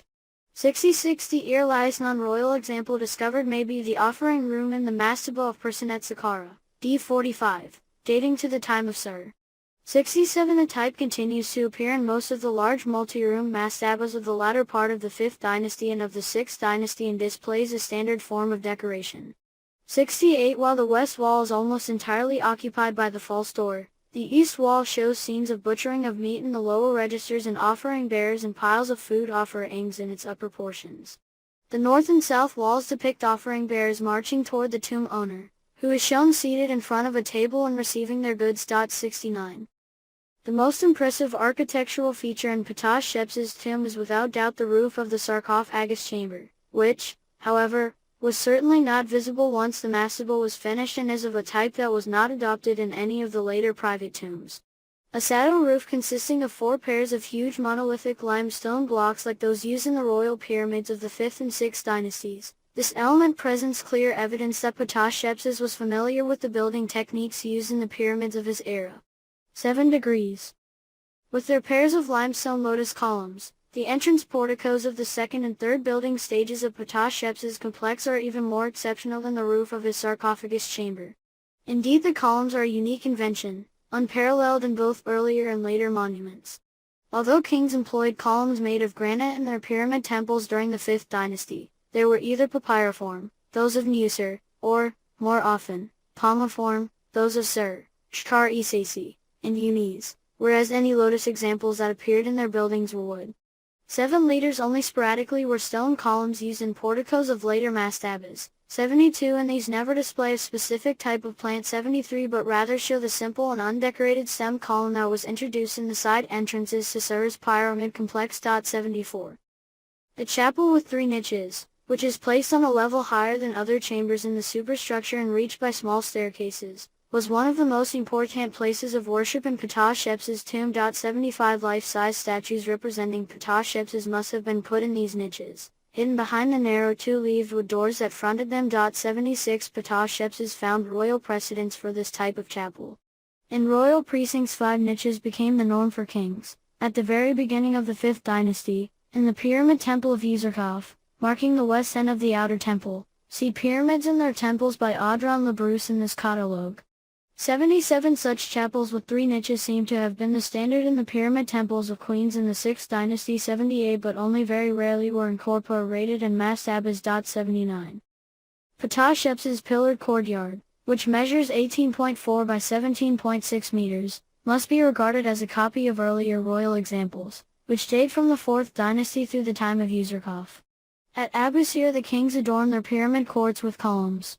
Pillared courts are also a typical feature of pyramid temples belonging to queens of the 5th and 6th dynasties. 80 They remain important although in much smaller form in large private tombs, such as those of Ptah-hotep I, Iktihotep, Kajemni, Raruka, and Kentikulki, figure 17, until the middle of the 6th dynasty. They repair, moreover, at the beginning of the 12th dynasty in the small tombs of Ehi and Hetep at Saqqara. 81.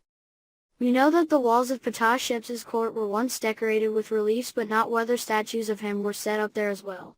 The existence of a huge altar. 82 in this impressive place indicates its function as the area in which offerings were presented and ritually cleaned before they were used in the mortuary cult. 83.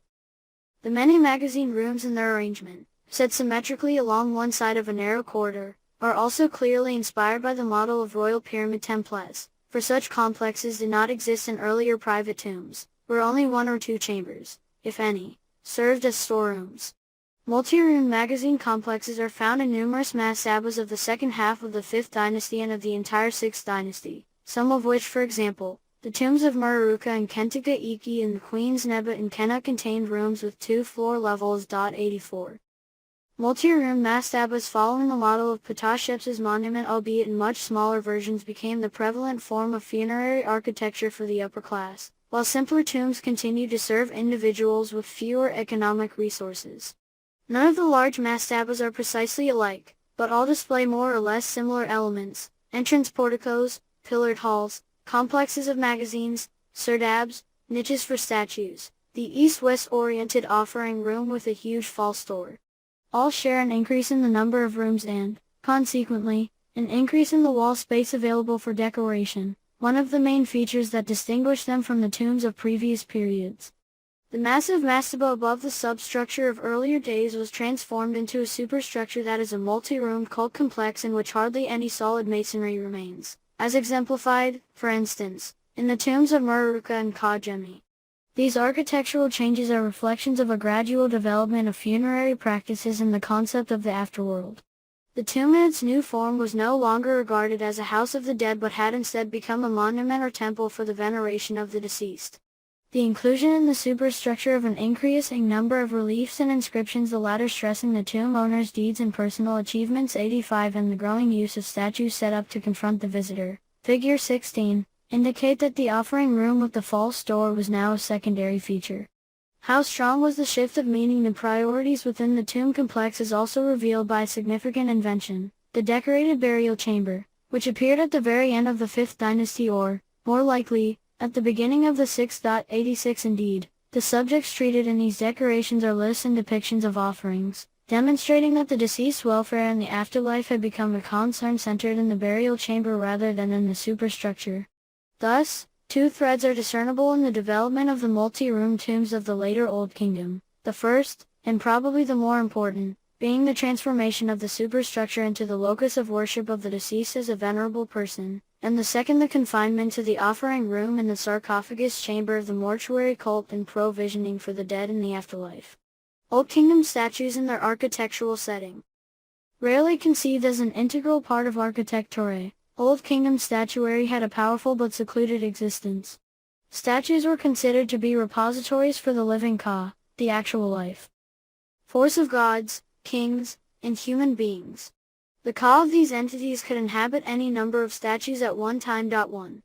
The statues were powerful and dangerous but also vulnerable and dependent on ritual treatment for survival. They needed, first of all, protection from climatic and human damage and were therefore sheltered, with the degree of seclusion and the kind of housing varying considerably. But statues, especially those representing the king, were also the recipients of complex rituals too, and for that reason needed to be accessible to the officiating priests. The standard emplacement of such images was a wood or stone naos with wood doors. Early examples of images receiving a daily cult are known from the statue cult temple of Sanfrua Dashur, figure 48. 3. This temple housed a row of 6 chapels built against its rear wall. Each contained a statue of the ruler, expressing an aspect of Egyptian kingship. A more advanced version of such multiple statue shrines appeared later in the pyramid temples of the 5th and 6th dynasties, where 5 shrines were set up at the entrance to the rear part of the temple to accommodate royal cult figures, figure 57. These statue shrines sat on a flat platform and had wood doors. The 4th dynasty pyramid temple of King Khafra had a different arrangement of chapels. A row of 5 chapels, each of which measured 5 meters deep and 5 meters wide, was placed behind the temple court. The narrow elongated shape of the chapels suggests that they housed wood boats that carried royal images and were similar to the divine ships in New Kingdom and late period temples. 4. Some non-royal statue cult shrines in Old Kingdom tombs were apparently imitations of the royal prototypes. A statue cult temple was added to the original structure of the mastaba of Ptah Shepses at Abusir, time of Niusur, figure 16. 5. It contained a row of 3 shrines raised on a platform. This private statue cult temple clearly reflected the multiple shrine disposition of a divine or royal temple. 6. An example of a statue niche is found in the north wall of the pillared hall of Maruka's mastaba at Saqqara, time of Teti, figure 17.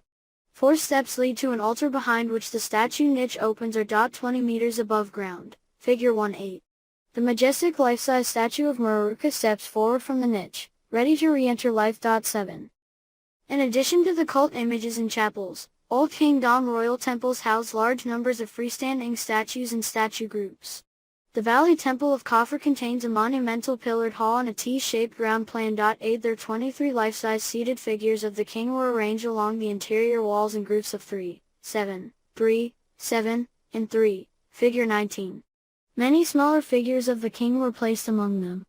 It is not known whether the Valley Temple was built to accommodate these statues or whether it was a multi-purpose structure, which housed the statues but also had other functions. The use of the Valley Temple as the royal embalming place has been disputed. 9. The Valley Temple of Menkaure at Giza would also have contained a great number of statues, but it remained unfinished, figures 85, 86. Some of the statues, cat. Numbers 67, 68, were delivered and stored in the unfinished building.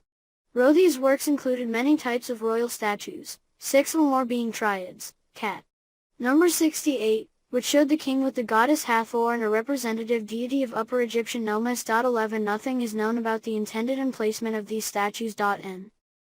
The statues of the king in the Valley Temple of Khufu might have been participants in specific royal rituals. 13 The Menkaure triads appeared to have evoked a primordial historic religious situation. The figure of Hathor accompanying the king in these groups probably plays the part of the royal mother guaranteeing the rebirth of the king. The named deities recall the archaic period idea of Gath airings of all Egyptian divinities around the king as their foremost god and leader. In general, the royal statue assemblies in the Old Kingdom temples seem to express a kind of petrified cultic action or play. Similar actors and ritual performances were later depicted in the kneeling statues of Queen Hatshepsut at Deir el-Bahri, for the deity statues in the Corn el-Hettin Temple of Amenhotep III, 15. Figure 19. Reconstruction of interior. Valley Temple of Khafra, Giza. From High SLSCHCR 1912, PL. 5. And the Ramesside action groups representing, among other activities, the purification of the king. 16. The statues of kneeling foreign captives, which were probably placed in long lines along the causeway and entrance hall walls of Old Kingdom Royal Pyramid temples, cat numbers 173, 174, apparently were also action figures of a similar kind.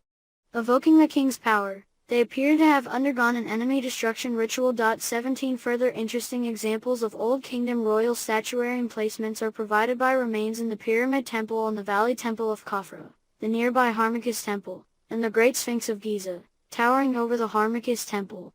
It has been suggested that groups of seated over life-size statues of King Khafra line the courts of the king's Pyramid Temple and his Harmachis Temple at Giza, figures 20, 21.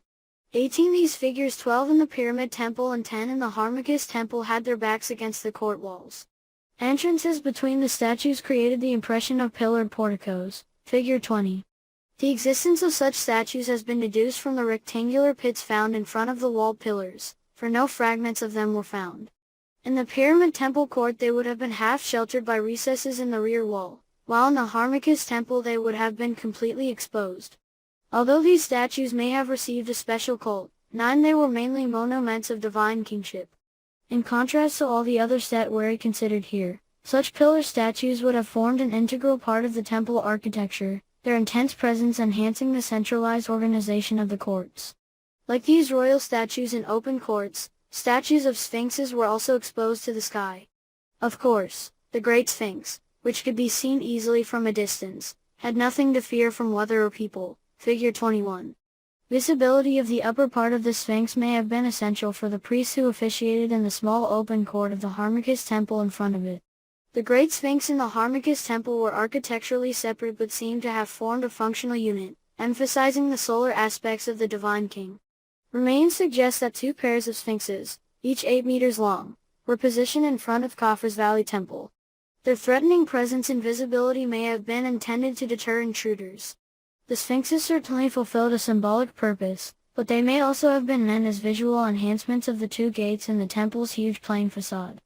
Striding royal sphinxes were depicted in relief on the walls of the causeway of King Sur, suggesting an association between sculpture and relief. In the New Kingdom, colossal statues of kings and queens were frequently erected in front of pylons. The closest Old Kingdom parallel is the arrangement of the 4 seated alabaster figures of Menkaure in pairs at both sides of the entrance from the court into the sanctuary of this King's Valley Temple. 20 The existence of other royal or divine prototypes for such emplacements is suggested by the 2 life-size seated statues that flank the sides of the entrance porch of the mastaba of Shem Nefer 4 at Giza, figure 22. 21 The association with the temple facade is underlined by the 6 small obelisks found in the area around the entrance to this tomb. These obelisks may have been aligned in 2 rows of 3 along the approach through the court of the tomb. In addition, the two famous statues of Ra-Nefer from Saqqara 22 appear to have stood opposite the entrance of a cult chamber. 23 Such remains clearly indicate that publicly accessible statues of kings and officials were not entirely unknown during the Old Kingdom. Only rare examples of statues of private persons from Old Kingdom temples of deities are preserved. 24 The vast majority of non-royal statues were found in tombs. After death, the ka of the individual was released to live in the tomb or to inhabit the tomb statue.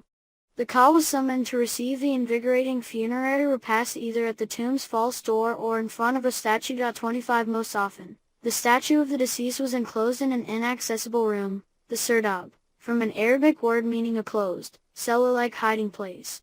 26 Ideally, the serdab's location would have been kept secret to ensure the statue's safety. In such a hidden place, the statue could not enjoy actual contact with the priest and could not directly receive the kind of daily offerings that were presented to the statues of gods and kings.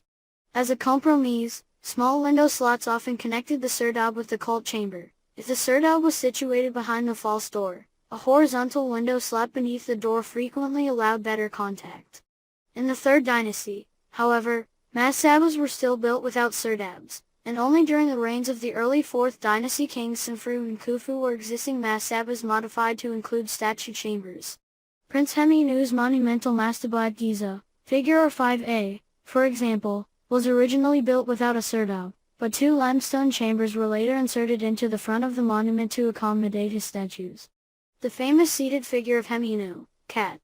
Number 44, was found in the northern niche, figure 156. The southern niche was empty at the time of excavation.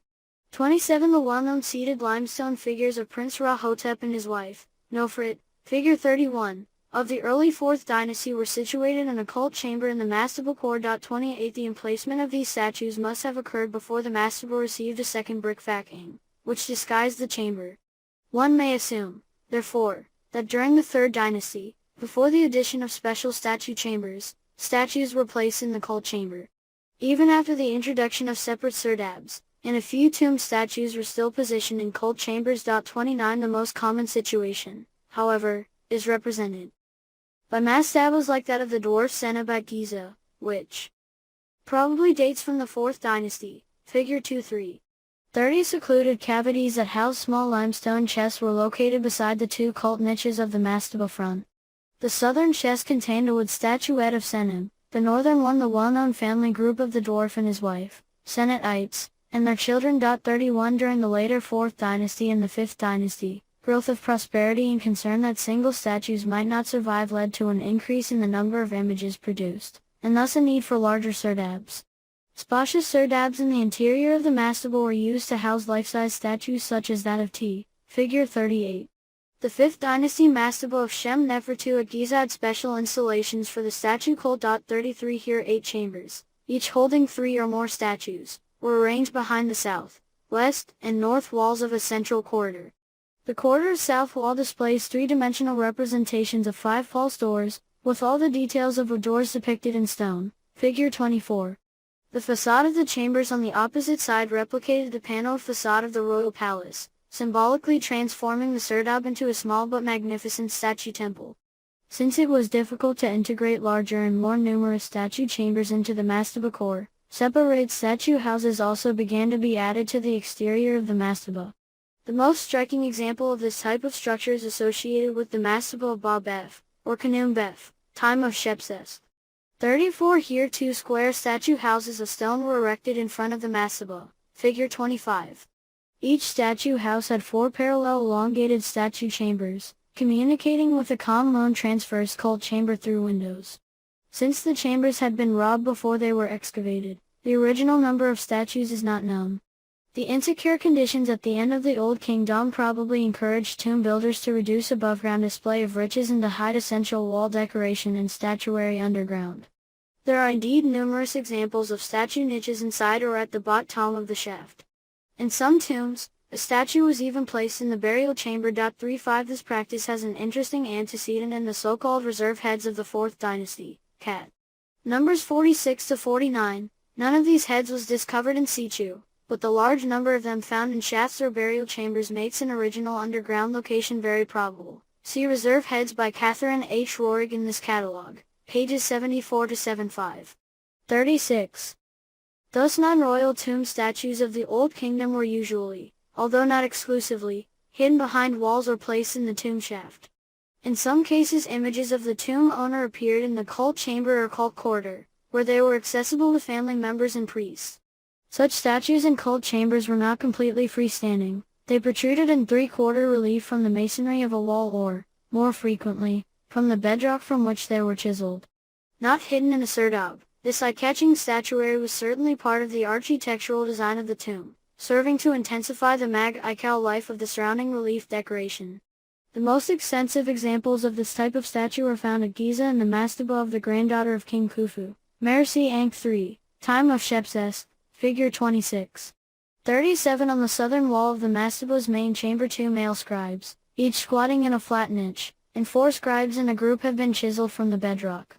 To the north a portico opens into a smaller harem-like annex that houses a group of 10 standing female figures. This gathering of female members of the royal household and their officials is a unique and as yet unexplained feature. The attached rock-cut west chamber displays, in 2 separate groups, 2 figures of Mercy Ankh III and 2 of her mother, Hetep Hears II, standing at both sides of a central false door.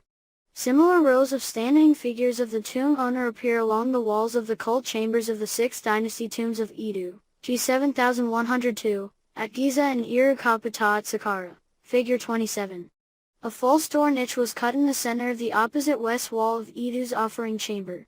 In the bottom half of the false door's upper body appears, seeming to rise from the ground. He extends his arms and hands to receive the offering deposited on the altar slab in front of him.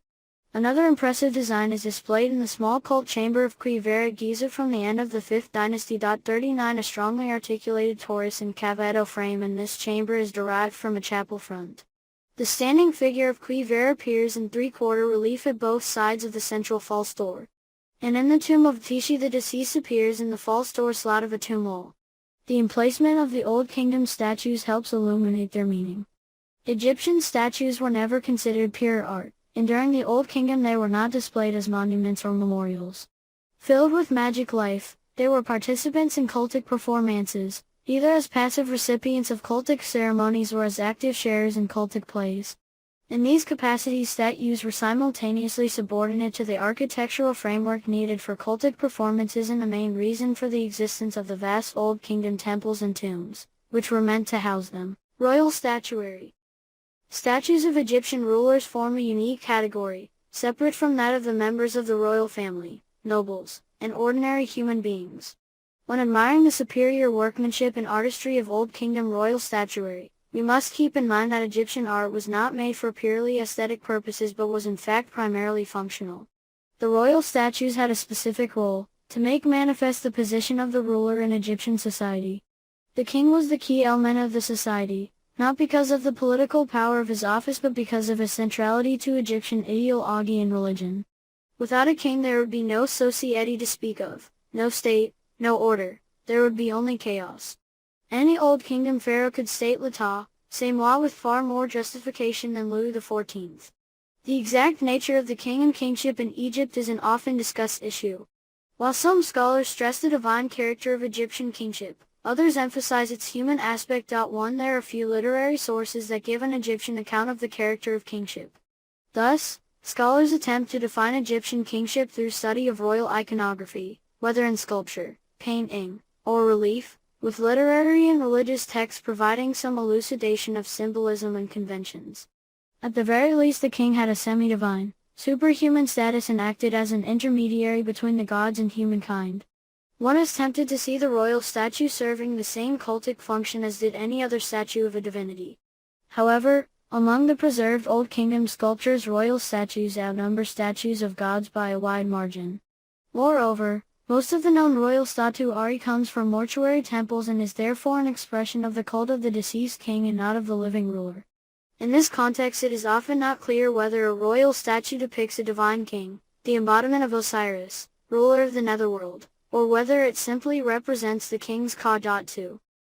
Whatever the relationship between the divine and human aspects of the king, it is almost certain that the office itself, rather than the individual, was considered divine. 3 An Egyptian royal sculpture was not an exact representation of a particular human being but a depiction of the divine aspects of an individual who held the highest office. Such sculptures did, however, often display elements unique to a particular king, distinguishing him from his predecessors and successors. The ruling pharaoh was the image of a god on earth. The statue embodied this fact and therefore legitimized the ruler's exalted status. Certain conventions and symbols were used when depicting the king. The workmanship had to be of superior quality, and the pose, regalia, and choice of material and color all had symbolic meaning. Interestingly, the Egyptian royal sculpture seemed to appeal to the modern viewer more than any other sort of Egyptian art. These three-dimensional figures, despite such peculiarities as the use of so-called negative space and back pillars, are highly realistic to our eyes. The inimitably Egyptian depiction of the body in two-dimensional relief, which strikes some modern viewers as awkward, is not a factor here. Depictions of statues on First Dynasty seal and signs and stone vessels indicate that the Egyptians produced royal statuary from the beginning of their civilization. 4 Early textual evidence confirms that royal statues, particularly of copper or gold, were manufactured in the Archaic and Old Kingdom periods. Interestingly, almost all of the statues referred to in the text were made for the temples of various gods and not for the mortuary complexes that are the source of most of the known examples. Royal funerary statues are, however, mentioned in at least one Old Kingdom text, from the famous Abusir papyri, Cat. Number 117, which refers to a festival honoring royal statues of the deceased pharaoh. None of the Old Kingdom royal statues bears the signature of a sculptor, except perhaps for one from the time of Djoser. 5 It is generally, albeit incorrectly, assumed that Egyptian artists worked anonymously. In fact, the names of several artists, including sculptors, were preserved in the paintings and reliefs that served as tomb decorations. Some of these scenes depict the actual making of sculptures, thus allowing art historians to reconstruct the production process and techniques used by the Egyptians. 6 George Reisener's discovery of a group of unfinished stone statuettes of King Menkaure prompted him to posit 8 stages of production, beginning with the pounding of the block with a stone to create the figure's general shape, followed by stages involving rubbing, sawing, and drilling, and ending with the final polishing. Although the canon of proportions certainly existed during the Old Kingdom, there is no evidence of the use of a square grid at that time. 7 The chief artist simply indicated the guiding lines and points in red paint for his assistants and apprentices. These lines from the early stages of production are preserved on the Menkaure figures, Cat. Number 73. The Old Kingdom royal statues were made in a variety of materials: ivory, wood, limestone, quartzite, Egyptian alabaster, greywack, and orthosite gneiss, gabbro gneiss, and granite. The choice of material may have had symbolic and religious significance, although this remains an open question. The examples most often cited to establish such meaning were the royal statues of Jafer, the magnificent head of this king, Cat. Number 54, and almost all the other sculptures of him were made of red quartzite quarried at Gabel Amar, not far from Heliopolis, the principal sanctuary of the sun god Re. The growing importance of the cult of the sun god, evident in the name of the king himself, makes this association between the solar cult and the choice of material plausible. The same material was also frequently used to depict another Egyptian sun king, the New Kingdom pharaoh Amenhotep III. Red granite, popular with the 5th dynasty pharaoh Nusir, may also be connected with the solar cult.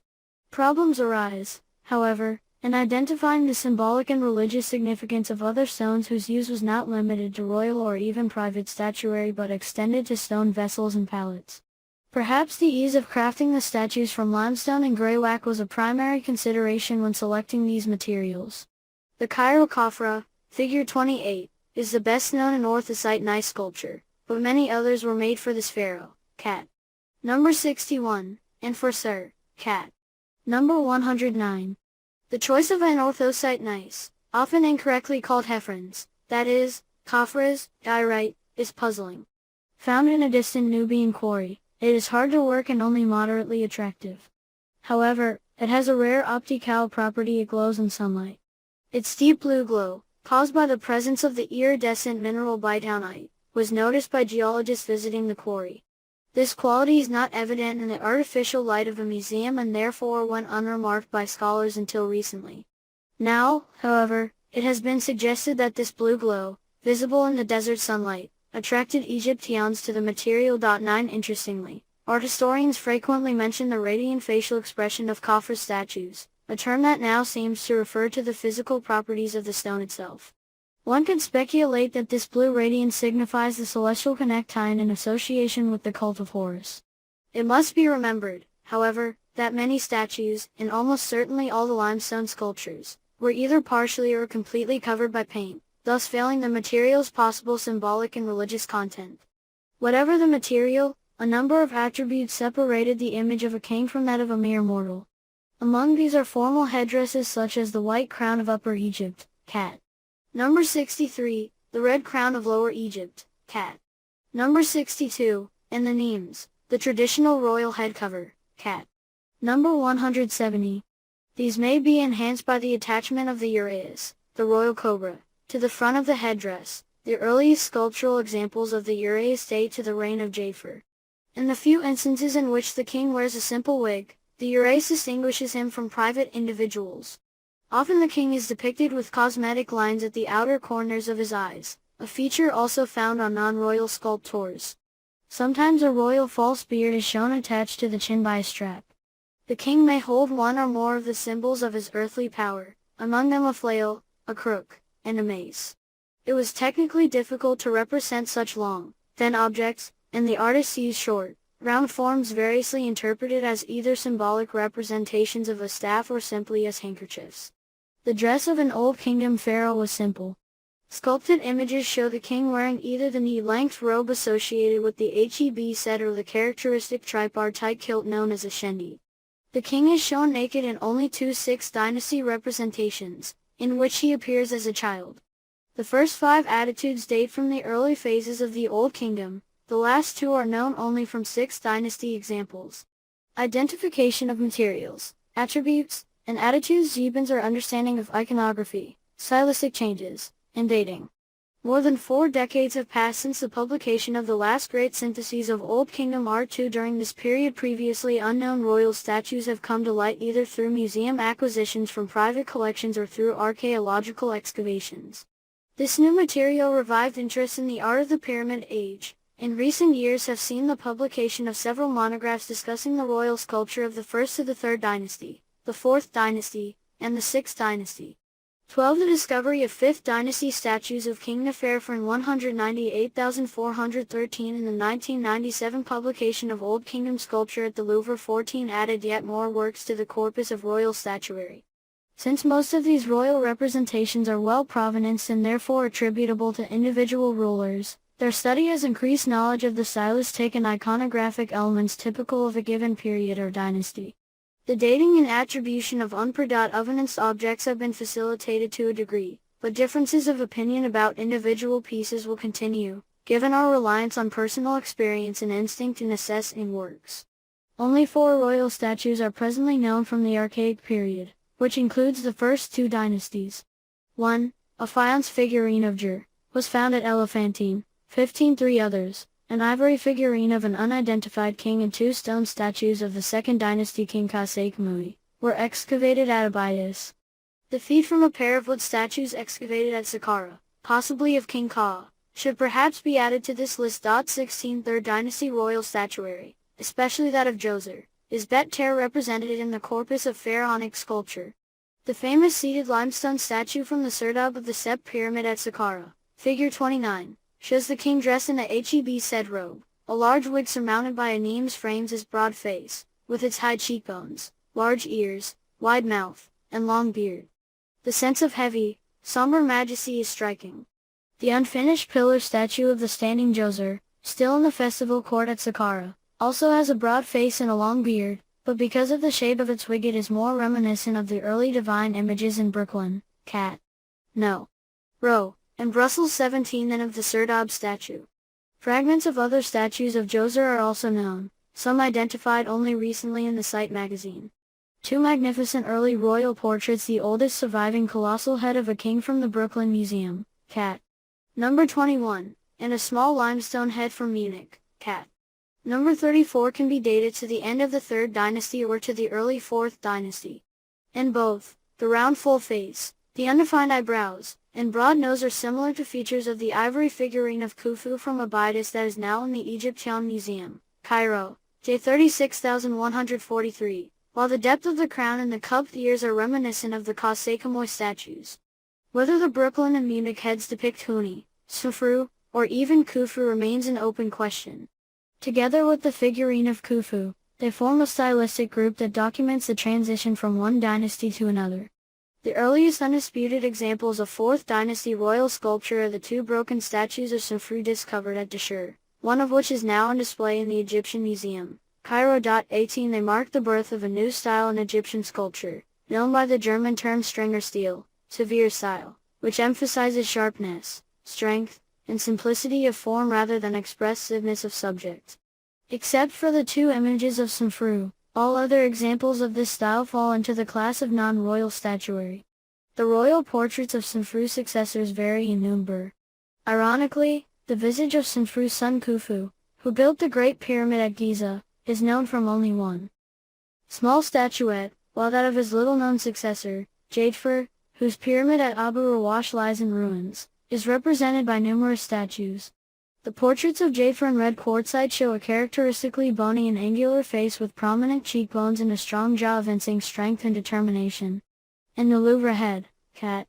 Number 54, among the greatest masterpieces of Egyptian art, this force is tempered by a certain resigned wisdom expressed in the pouches under the eyes and tense muscles at the corners of the mouth. Most surviving royal images of the 4th dynasty date to Youthful's successors Khafra and Menkaure and were found during excavations of their temples at Giza. A statue of Khafra protected by Horus in the shape of a falcon and group statues of Menkaure, figure 28, cat. Numbers 67, 68, are among the greatest art objects ever created.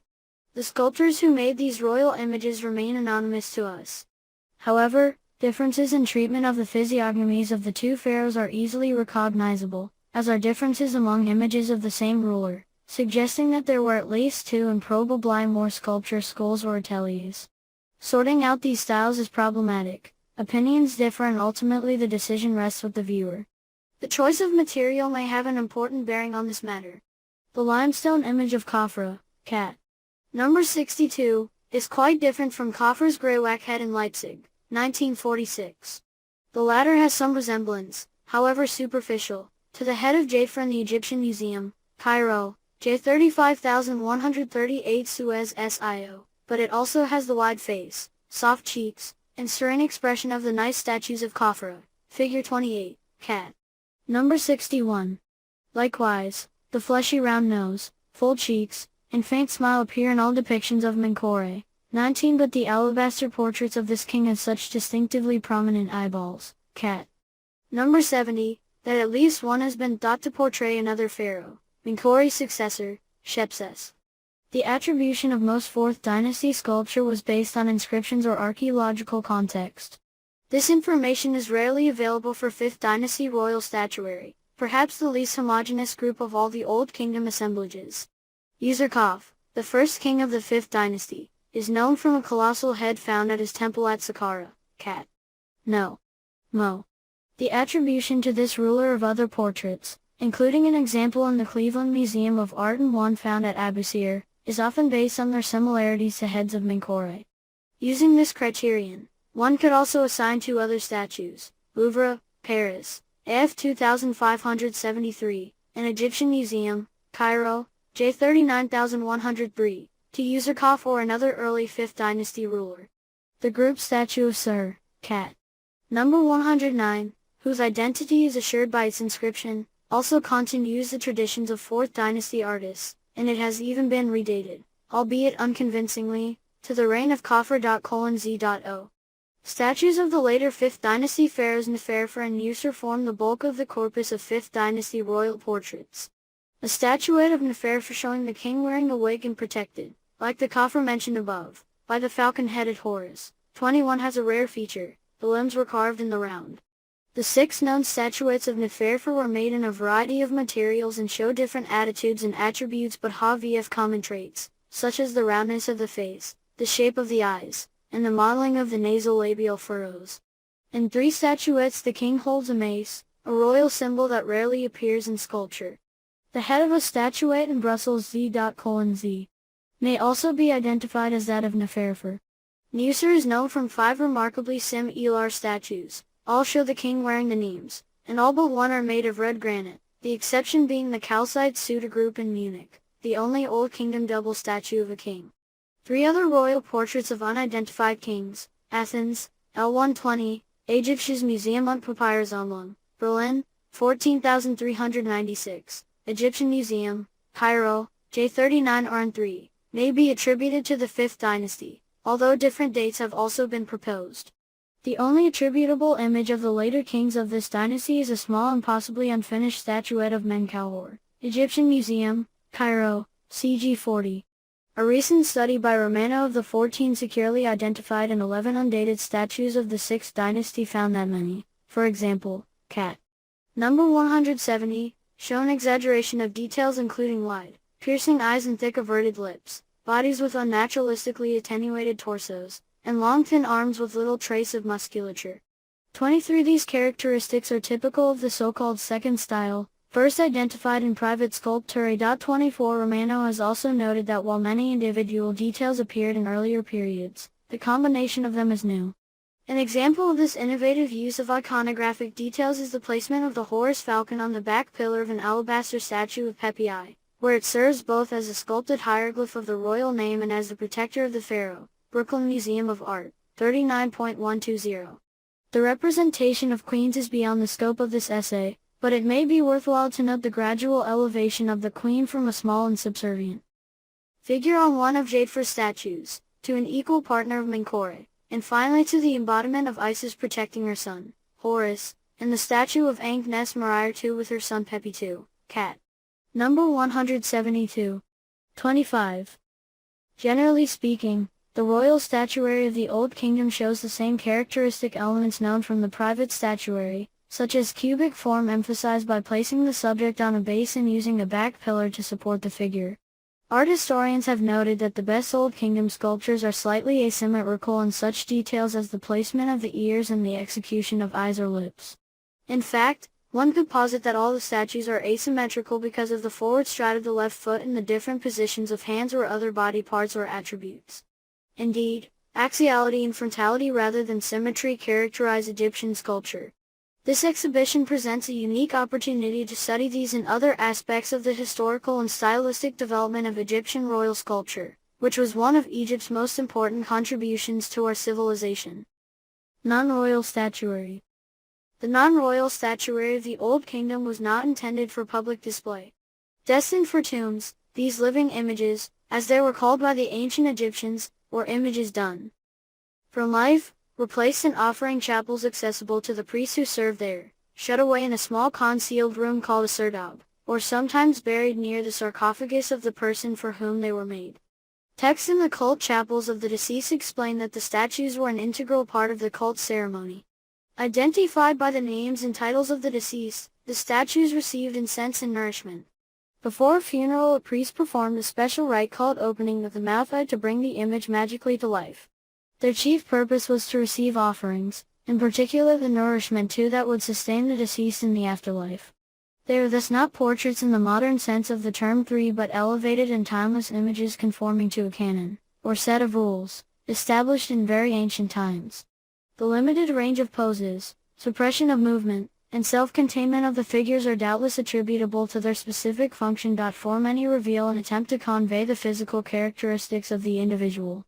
These works can be described as realistic without anachronism, for, unlike neighboring peoples, the Egyptians firmly believed that they would not sink into a sea of anonymous souls after death but would keep their identities intact. 5. Although Egyptian artists paid particular attention to recording facial features, achieving a faithful likeness was not always essential. Other details contribute to the identification of the statue. There were perhaps 50 poses, 6 showing the deceased standing with left foot forward, sitting on the ground or on a seat, and occasionally kneeling. The person may be represented several times, in what is known as a Suda group, or in the company of various family members, or alone. This catalogue shows that individual statues of women are not numerous, and their tombs are few. Certain details of dress, such as the kilt, elaborate jewelry, and scepter, indicate the subject's prestige or more rarely his office, revealed, for example, by the wide sash of the ritual priest. 7 inscriptions carved in relief on the walls in the false door of the chapel and written on funerary furniture and on the statue itself enrich the architectural and religious setting. Inscribed texts from the Old Kingdom are not long, including merely the name and principal titles of the person shown. Occasionally a dedication indicates that the statue was offered by a relative. For example, one of the statues of Sekhem Ka-8 was dedicated by his son Mon-Nefer. Less often the artist who sculpted the figure is alluded to. Cat. Number 77. Text might be placed on the base of the statue or on the subject's seat, generally on the front but sometimes on the sides. We do not know why the ample surface of the back pillar of non-royal statues was not employed for this purpose during the period. At most, a short line of text may appear on its upper edge. It is almost unnecessary to say that the relationship between inscription and image is extremely close. The absence of any determinative at the end of a proper name suggests that the statue itself played that role. Materials, techniques, and craftsmen. Only a limited number of royal statues survive from the Old Kingdom, whereas 948 statues of private persons have been recorded. 1 degree in this figure does not include the many extant serving statuettes, which are not covered in this essay. See Introduction to Cat. Numbers 136 to 143. Certain tombs contain no fewer than 100 images! 11 fashioned from a rich selection of materials: wood, hippopotamus ivory, and stone. Non-royal statuary offers examples of work in almost every medium used by Egyptian sculptors beginning in the earliest dynasties. 12 only works in metal are absent, royal examples of which are known chiefly from written sources. 13 As for wood, recent analytic studies of the Louvre collections 14 show that Acacia sp. Mimosaceae family, a tree common in the Nile Valley, was the type most often used. The Egyptians also employed acacia, which was easy to carve and may have had symbolic importance in the cult of the goddess Hathor. 15 For bas-reliefs in the false doors of mastabas. Juju, Sisyphus sp. Ramesii family, and Ficus sp. Morcia family. 16 Were used for works whose style is characteristic of the 6th dynasty. 17 Nothing testifies to the use of such exotic woods as ebony, although imported wood is mentioned in the tomb reliefs of Ra-Shepses in T. 18. Most non-royal statues are carved in stone. 19 Those dating from the inception of the Old Kingdom from the 3rd dynasty to the beginning of the 4th show a predilection for red granite from Aswan, as well as for the dark diorite that was also used sporadically throughout the 5th dynasty. No statue securely datable to the 6th dynasty seems to have been made of this material. Alabaster was also used. Cat. Numbers 26, 87, and, less frequently, an orthosite gneiss 20 in Beacon stone, Gruac. 21 Crystalline sandstone, quartzite, whose dense texture is marvelously suited to the modeling of the human face, seems to have been reserved for works of exceptional quality. 22 Limestone overwhelmingly predominates as the medium for non-royal statuary, from the monumental figures of Sepa and Nessa. Cat. Numbers 11 to 13, to the delicate pear statue of the governor of Balat and his wife, figures 44, 4-5. Examination reveals that it was obtained from many locations, for the region around Cairo, from the Saqqara Plateau, Hawan, and Tura, for the provinces, from oasis quarries, Middle Egypt, and Thebes.